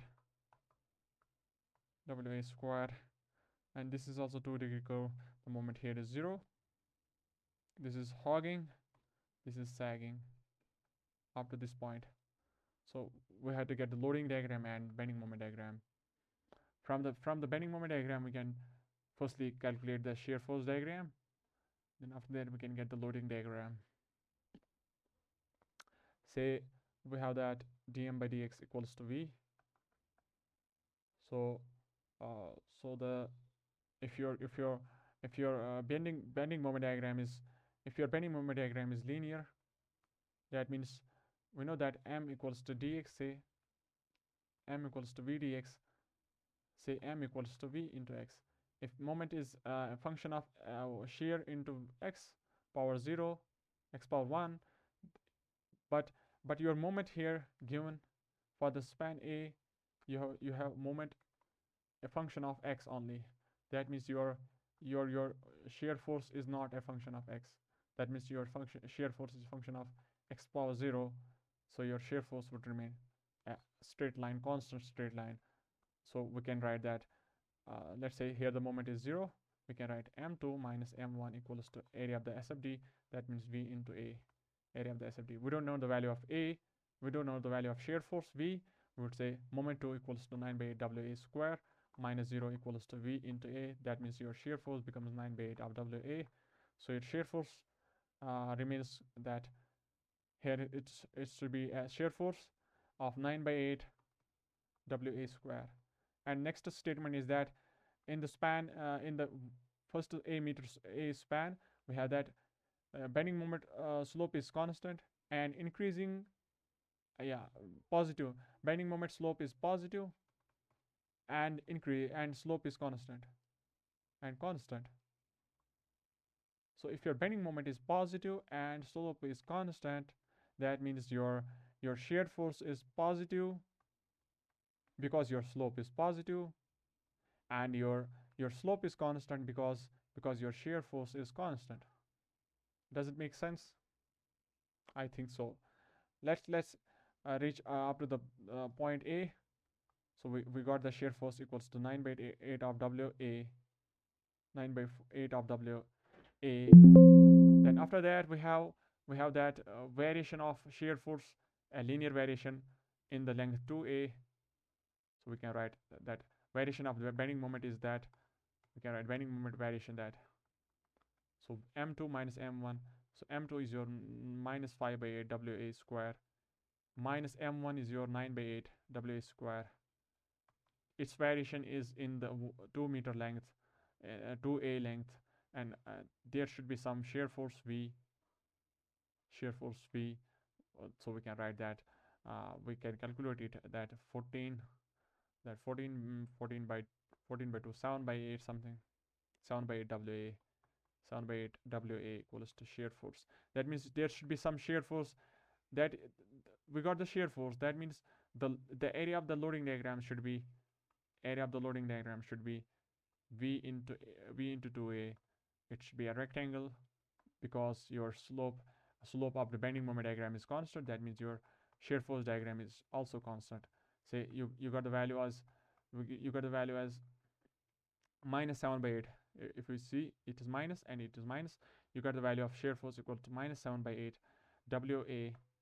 So you got the value of shear force equals to minus 7 by 8 WA. Say here it's 7 by 8 is somewhere here. Then it's constant up to 2 meter, that 2a length. So your shear force remains constant. That value of shear force equals to 7 by 8 of WA. This is negative. So if you join the two, you get that rectangle. This is your length A, 2a, A. Then after that, you have a variation of we have to extend that. We have one more span A. We need to adjust to this length up to 2a. Say this is your A, 2a. After that you have A. You see, we reach it up to the point, this one. So your shear force here is 7 by 8 WA. After that you have a 2-degree curve variation. So we can say that the m2 minus m1 equals to, right, m2 minus m1 equals to area of the SFD between the 2 points, area of the SFD. But the variation is that your degree, that bending moment diagram degree is 2 degree. So but we know that moment is V into x. Once moment is a function of x square, because your degree is 2 and your x is power 1, that means your shear force has to be a function of x power 1. That means it should be linearly varying. So shear force is linearly varying. That means there should be some triangle. The area of that triangle, we can calculate that area of the SFD. Here the shear force is some V, here it's some length A, and we can calculate that. See here we can say here the slope, here the value of bending moment is 5 by 8, and here is 2 WA square. That means here the value of bending moment is more. We can say a bending moment slope is negative. If we say that, bending moment slope is negative, because your bending moment is negative, and the slope is also negative here. Bending moment slope is negative. Bending moment slope is negative because your curve is going downwards. So your bending moment slope is negative, and your value of bending moment is it increasing or decreasing? Your bending moment value is decreasing, yet increasing from 5 by 8 to 60, that 2. So we can say if your bending moment is slope is negative and increasing, this concludes that shear force in this part, we can conclude that shear force in this part is also negative, because the slope of the dm by dx, that is equal to shear force. If slope is negative, that means shear force is negative, and if the slope is increasing, that means your value of shear force is also increasing. So if your value is increasing but the shear force is negative, that means it has to go to somewhere downwards. Let's say it goes somewhere downwards, and the variation, we know that variation is linear, because your bending moment diagram is a parabolic variation. So we saw that v is a function of x power 1. V is a function of x power 1. So your variation is linear.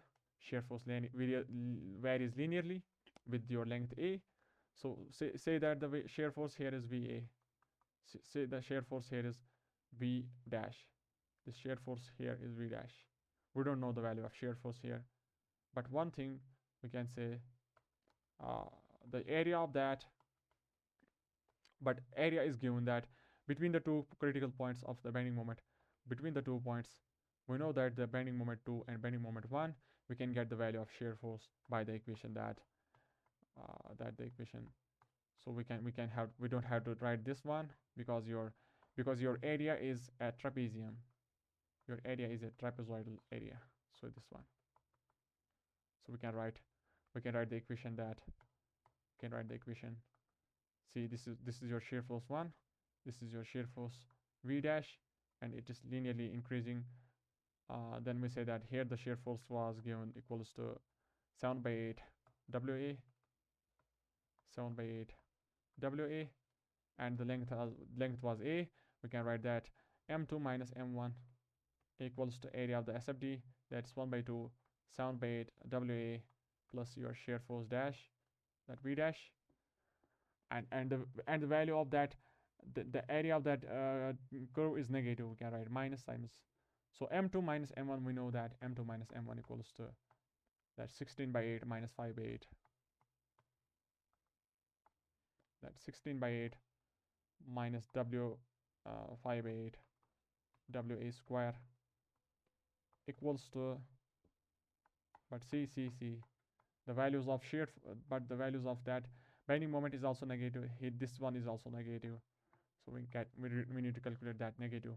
We say that minus 16 by 8 of WA square minus 16 by 8 of WA square equals to area of that SFD between the 2 points. So we can get the value of shear force dash equals to V dash comes out to be equals to that 15 by 8 of 15 by 8 of WA, 15 by 8 of WA, 15 by 8 of WA. So this was very important, crucial step of this problem. This one is your 15 by 8 of WA. Then after that you have a variation of bending moment as a 2-degree curve. You have a variation of 2 degree. That means your shear force is a function of x to the power 1. That means your shear force diagram would be a linear variation. So your shear force diagram is a linear variation. So we can write that M2 minus M1 equals to area of that SFD. So we have that area of the SFD. There should be some linear variation. Clearly we can say there should be some linear variation. We can also check that it is actually a check that once you reach that, we can clearly say that for this beam to be that equilibrium, there should be the shear force should be equals to 15 by 8, and the area, it has to be equals to that M2 minus M1 equals to that. We will see that it should be equals to 15 by 8 into your A by 2. Say M2 minus M1. Your moment at 2, this one is your moment at 2, that's 0, minus moment at 1 is your minus times 16 by 8 WA square. This is equals to that positive 2 WA, yeah, 16 by 8 of WA square, 2 WA square. So we got the moment M2 minus M1 equals to 2 WA square. If we calculate, yeah, this one wait, this we got the value of 2 WA square. This is equals to area of the SFD, between the 2 points,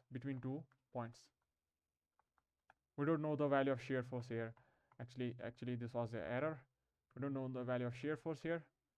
We don't know whether the line is above or below. So to check that, we'd say that the variation is linear. We can write that 2 WA square equals to half of that some shear force V double dash into the length was your 2A, yeah, length was your 2a, then we can get the value of shear force dash double dash that equals to 2 times WA. That's positive. But I thought initially that we had done the problem. Actually, the shear force is positive 2 WA. That means the shear force here is 2 WA, and the variation here is this one. The shear force looks like this because your degree, because your see that the bending moment in this span, you can say BMD slope is negative. Okay, BMD slope is negative. Okay, BMD slope is negative, and BMD slope is negative, and the value of and the value is decreasing and decreasing and decreasing. So which says that if bending moment slope is negative and decreasing, that means your shear force your shear force value is also negative. Is also negative.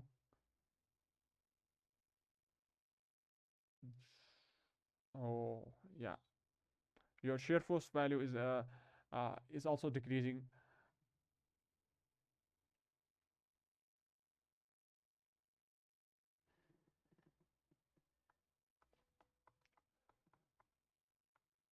Your bending moment.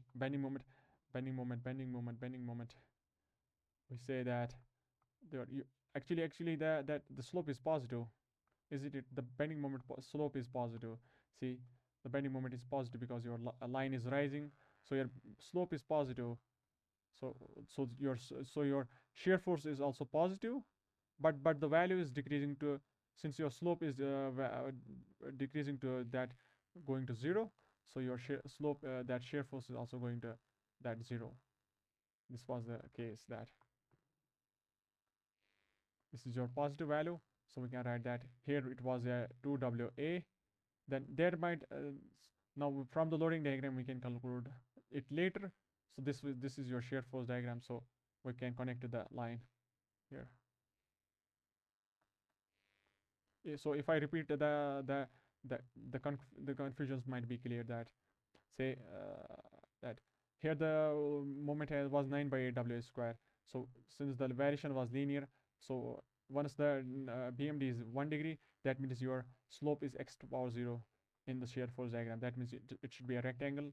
Then we say that m2 minus 0 equals to area of the SFD. That area of the SFD was your this one. Then we got the shear force equals to this one. Then after that we have that bending moment varies from linearly varies from 9 by 8 to minus 5 by 8. We say that m2 minus m1 equals to that, since your linear variation, so we can say rectangular variation v into x, area of the SFD between the 2 points v into 2a. So we get the shear force 2 that equals to 7 by 8. Then after that we have that 2 degree curve. We have that 2 degree curve. 2 degree curve means that if bending moment is 2 degree, that means your shear force diagram is 1 degree. If your shear force diagram is 1 degree, that means your shear force is varying linearly with your length. Now the question arises that whether after this point the shear force diagram is linearly varying upwards, or it's linearly that going downwards. For that we need to go with that your standard equation, that dm by dx equals to v. From the bending moment diagram, you say that shear force is bending moment is negative. Bending moment is negative. Your bending moment slope is negative. If your bending moment slope is negative, that means your shear force is negative. If your shear force is negative, okay, that means your shear force is negative in this part. It can be here also negative, but the thing is, one more point, that shear force that bending moment slope is going from this point, that 5 by 8 to 2 WA. That means it's increasing in order. So if it is increasing, that means your shear force is also increasing in order. Your shear force has to increase. It can't increase in this way. If it is negative and increasing, it has to go downwards. So then we calculated the value of shear at this point. We say that it is the say Vx. Then we calculate the area of the trapezium. Area of the trapezium, this one. We say that this moment and this moment, m2 minus m1, m2 minus m1 equals to that area of that SFD. We know this point. We have to get this value. Once we got this value, then after that we say that between the 2 points there is a 2-degree curve. That means your shear force would be some variation of that x.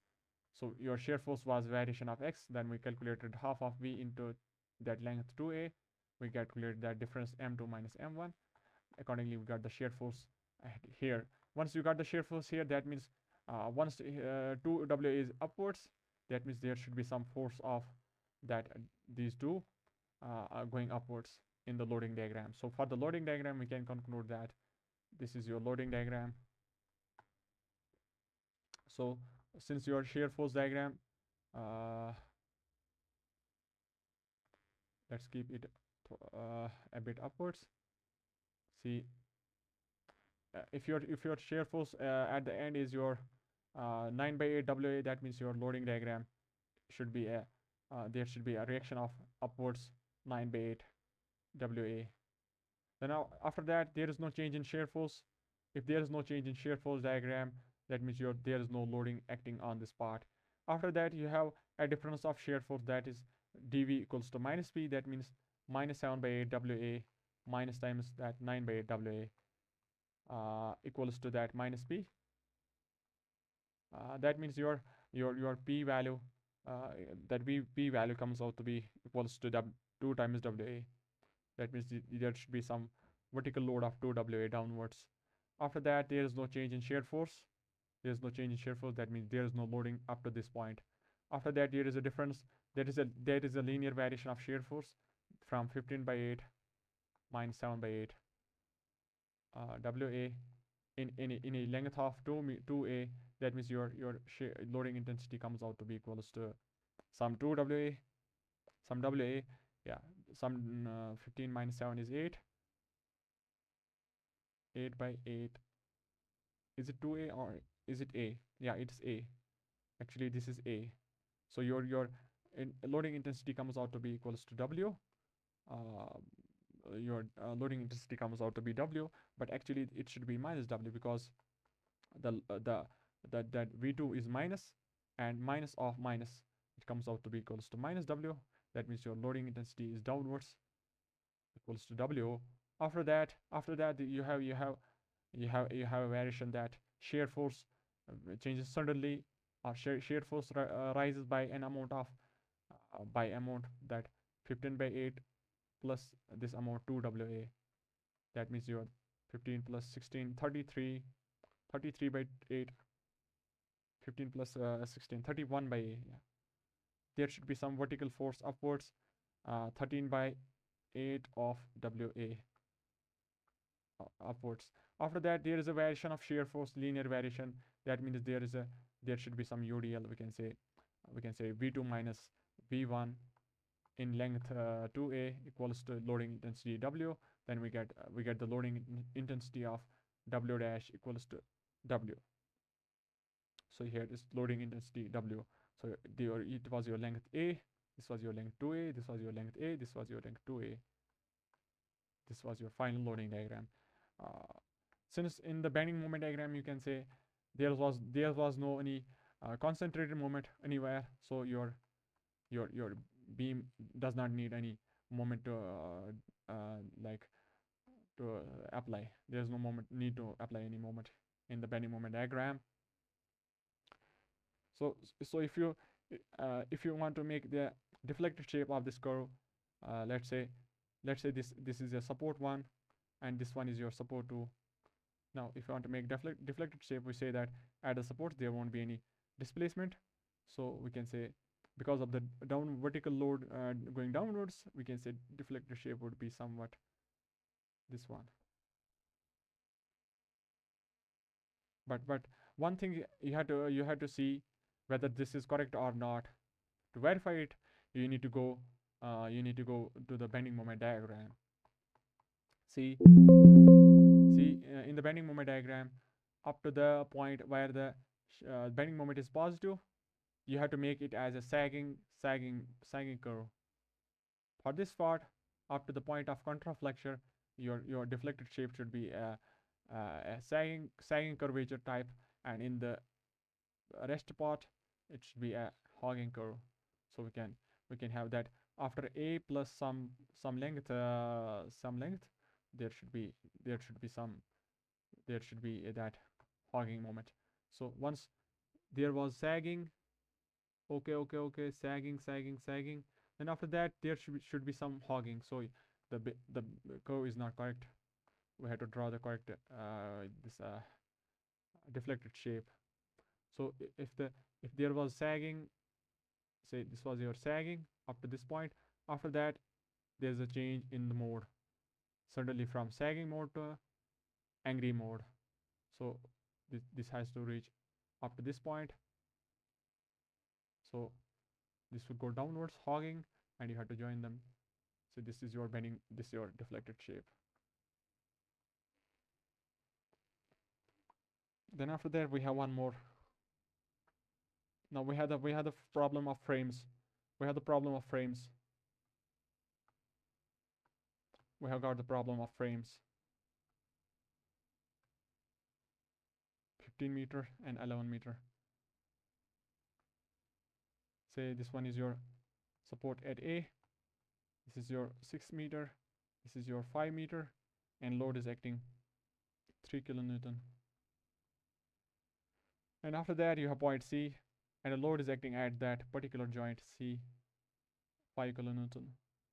And this is your 15 meter, and this is your support, hinged support at B. So we can say that from the equilibrium of forces, that summation fx goes to 0. There is structure is determinate that here is direction 1, here is direction 1, and here is direction 1. So we can say that reaction at B, horizontal reaction at B, it should be equals to 3 kilonewton, because your only force acting horizontal is your 3 kilonewton in this direction. So your reaction would be in opposite direction. So your horizontal reaction is 3 kilonewton. Then after that we can say that summation of moments at, let's take at A equals to 0. We can have that reaction B, that we can say that reaction B anti-clockwise acting at a distance of 15 meter, and you have that 3 kilonewton. This anti-clockwise, that plus 5 into 6 equals to 0. That means your B equals to 2 kilonewton. 2 kilonewton. Is it 2? Actually that we once we got the horizontal reaction, its effect is also included, that we have that anti-clockwise moment about point A. We had to write that minus.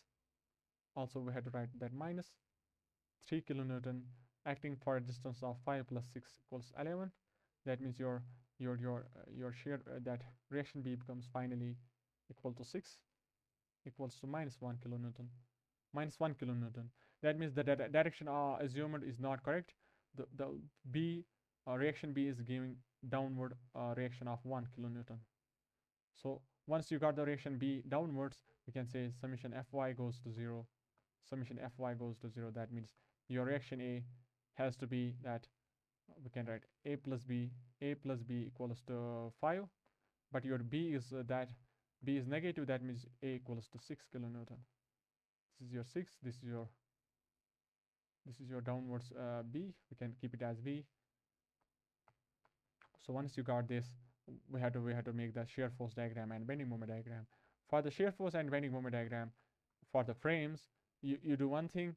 You sit inside the frame, and think of each member, and think of each member as a beam,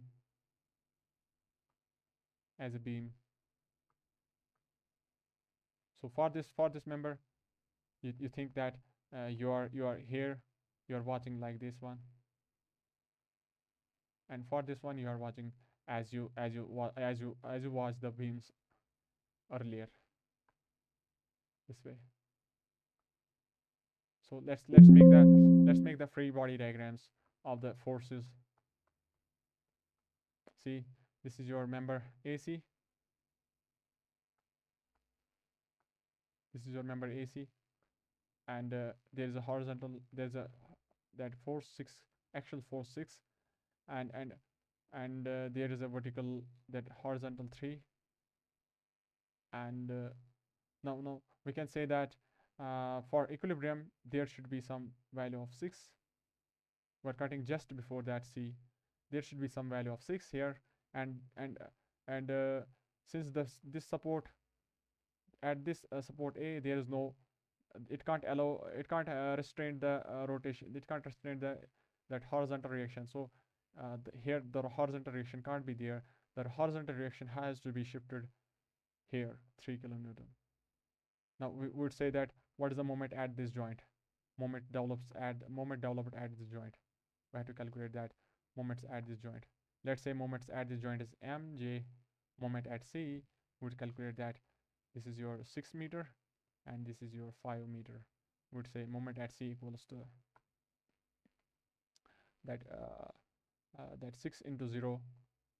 That 6 is all along the axis. That means only the effect of 3 into 5 is your that 3 into 5 anti-clockwise plus moment is also anti-clockwise equals to 0. When you say summation of moment at C equals to 0, then we got the moment of C equals to minus 15. That means that moment is acting in the clockwise direction. This direction is acting. So if your moment is acting in this direction, let's take that moment is acting in this direction equals to 15. Let's remove this one. Let's keep that moment C. So we can write this as moment C positive. So your moment C becomes positive value of 15 clockwise. Okay. Then after that, as I told you earlier, that if the load is acting at a joint, you need to make the joint, you need to make the free body diagram of joint also separately. So this is your joint. A load of P equals to 5 kilonewton is acting downwards, and from the downward side we have that the actual force was downwards 6. It has to be upwards 6 in this part, and to maintain the equilibrium in y direction, force equilibrium, there should be that net value of shear force equals to that downward 1 has to be there. And since the that reaction here is 3 in the negative x-axis, we can say that here the shear, this force would be 3 in this direction, and the force in at this point would be in this direction for the fx to be balanced. Then after that, we have to balance the moments also at the joint. Say here the moment is clockwise 15, here it should be anti-clockwise 15, and if here the moment is 15 anti-clockwise, here it should be 15 clockwise. Then after that, the member CD. See, in the CD you have to transfer those forces. Now taking the horizontal one, here it is in this direction, we have to keep it in the positive x direction, 3 kilonewton, and after that we have 1 kilonewton downwards. So that means your shear force, our reaction here, it should be 1 kilonewton upwards. Then after that, we have to check the moment. See, here the moment is anti-clockwise. Yeah, that clockwise, we have to keep the moment here anti-clockwise equals to 15, and your length is 15 meter. Then similarly we can say here the reaction is 3, it should be here 3. That's equals to reaction at that horizontal BHB. Okay. Then after that, if the shear force if the reaction here is V equals to 1, we need to calculate what is the moment here and shear force. Clearly we can say by force equilibrium that if here is 1, here it should be 1, because no external load is acting. So here it should be 1. That's equal to reaction at B. Once we got that earlier, that minus 1 means downwards. That's here, minus 1 downwards. Then after that, we had to do some summation of moments at this point. We would say what is the value of moment at this point. See the effect of that. Because of this one reaction, here the moment, it should be 0 because your support is that hinge support. Here, let's say here moment, we can write moment at hinge support equal to some, say we would say what is the moment at hinge. Say summation of moment is at hinge equals to 0. then we do that 1 into 15 clockwise, then minus 15 anti-clockwise, then minus clockwise mh, that equals to 0. So your moment at hinge equals to 0. Then finally you have to make the shear force and bending moment diagram. Let's make the shear force diagram for this member. You see, this is your member, and there's no shear force up to the point where 3 is acting. For drawing SFD, you have to go inside the member and now see that see in this reference that vertical load is acting 3 kilonewton. After that, you have this moment here. So your 3 kilonewton is acting downwards. So we can say that your 3 kilonewton acting downwards. Downwards 3 kilonewton. After that, there's no load acting, so your shear force would remain constant. After that, there is a 3 kilonewton downwards. So this is your shear force minus. Better is to keep this way minus, and that means you are watching in this direction, that minus. Okay, minus 3 kilonewton, minus 3. This is your shear force diagram for this member. Now making the BMD, bending moment diagram. See, since there is no shear force in this part, so there is no bending moment in this part, and there is no external moment also, so 0 moment bending moment diagram for this part. After that, you have the effect of that. What is the effect of this 3 kilonewton on this point? That is a clockwise, that anti-clockwise moment of that 15. 3 into 5, that is 15. That is also calculated from the SFD, that this is your 5 meter and this is your 3 minus 3. That means your final value of bending moment equals to minus 15, and the variation is linear, so your bending moment diagram looks like minus 15.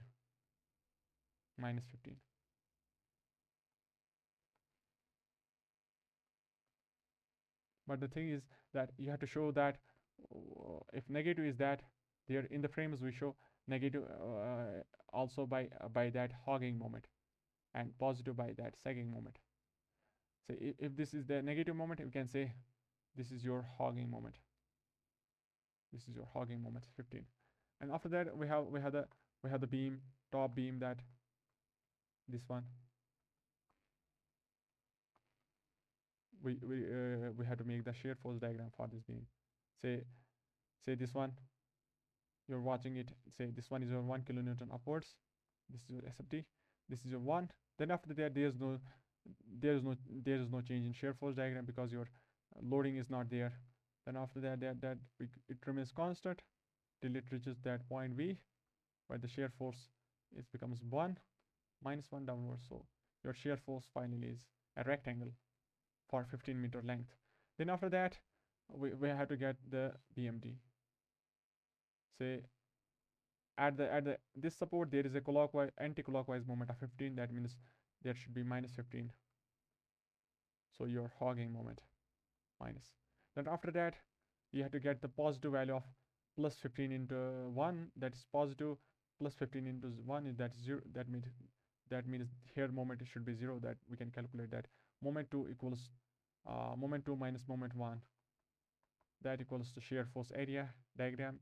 Shear force diagram area, that's equals to 1 into length is 15, and that's positive. That means your moment 2 equals to 0, and your variation should be a straight line.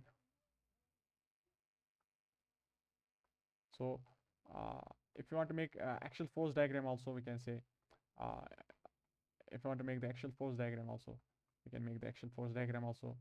This is your axial force diagram. So this is your member. So this is your member AC. We have the axial force, that 6 kilonewton meter, 6 kilonewton, and here is also 6 kilonewton. We can keep that this is your 6 kilonewton constant, minus 6 kilonewton in this direction, minus 6 kilonewton constant value, 6 kilonewton axial force diagram.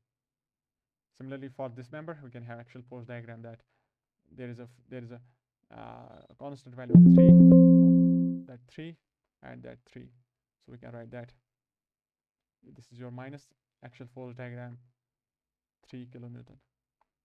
the final result is that you have to combine all those diagrams into a single one. Say this is your final 15 meter, this is your 11 meter. Then after that you have there you have support, here you have support.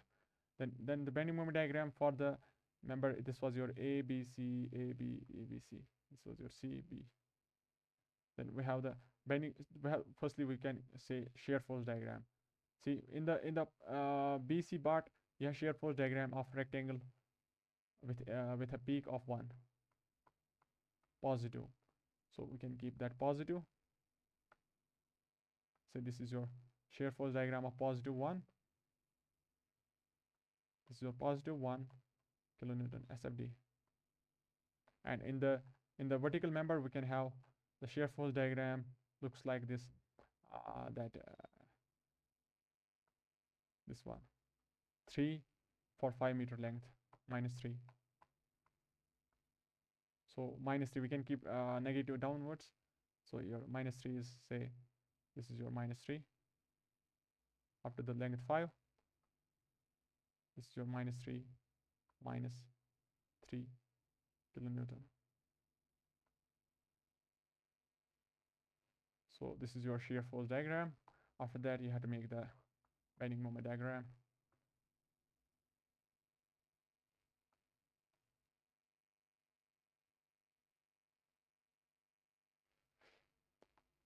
In the beam part you have bending moment diagram that -15 negative, that -15 and going to 0. This is your negative moment, negative hogging. And for the vertical member you have a bending moment diagram of that, this one, 15, 0 to 15. It's also linearly varying that from 0 to 15. The values are same, that if it is -15, the frame, say this one is your 5 meter, this one is your 6 meter. Say the 5 meter are here, say the 5 meter, this one is your 5 meter, this one is your 15 meter. Say the 5 meter at this point, and then you have to make the diagram that bending moment here is 0 and it goes to -15 at the end, at this way. This one is your 15, and it is also hogging moment, so it's hogging moment. This is hogging moment, that hogging moment minus. So this is your bending moment diagram. To make the axial force diagram we can combine the two effects. Axial force diagram, this one,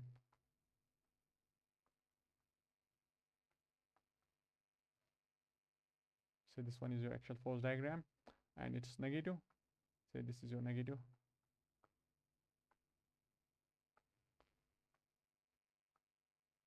Negative, how much was this? This was 1, -1. And your axial force diagram for the member, this was 3, I think, 3 kilonewton minus.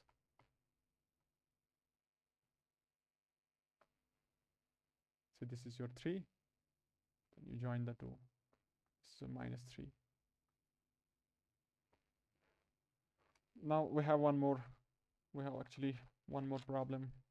Actually we have two more problems, but the time is not enough. I think we should wind this class.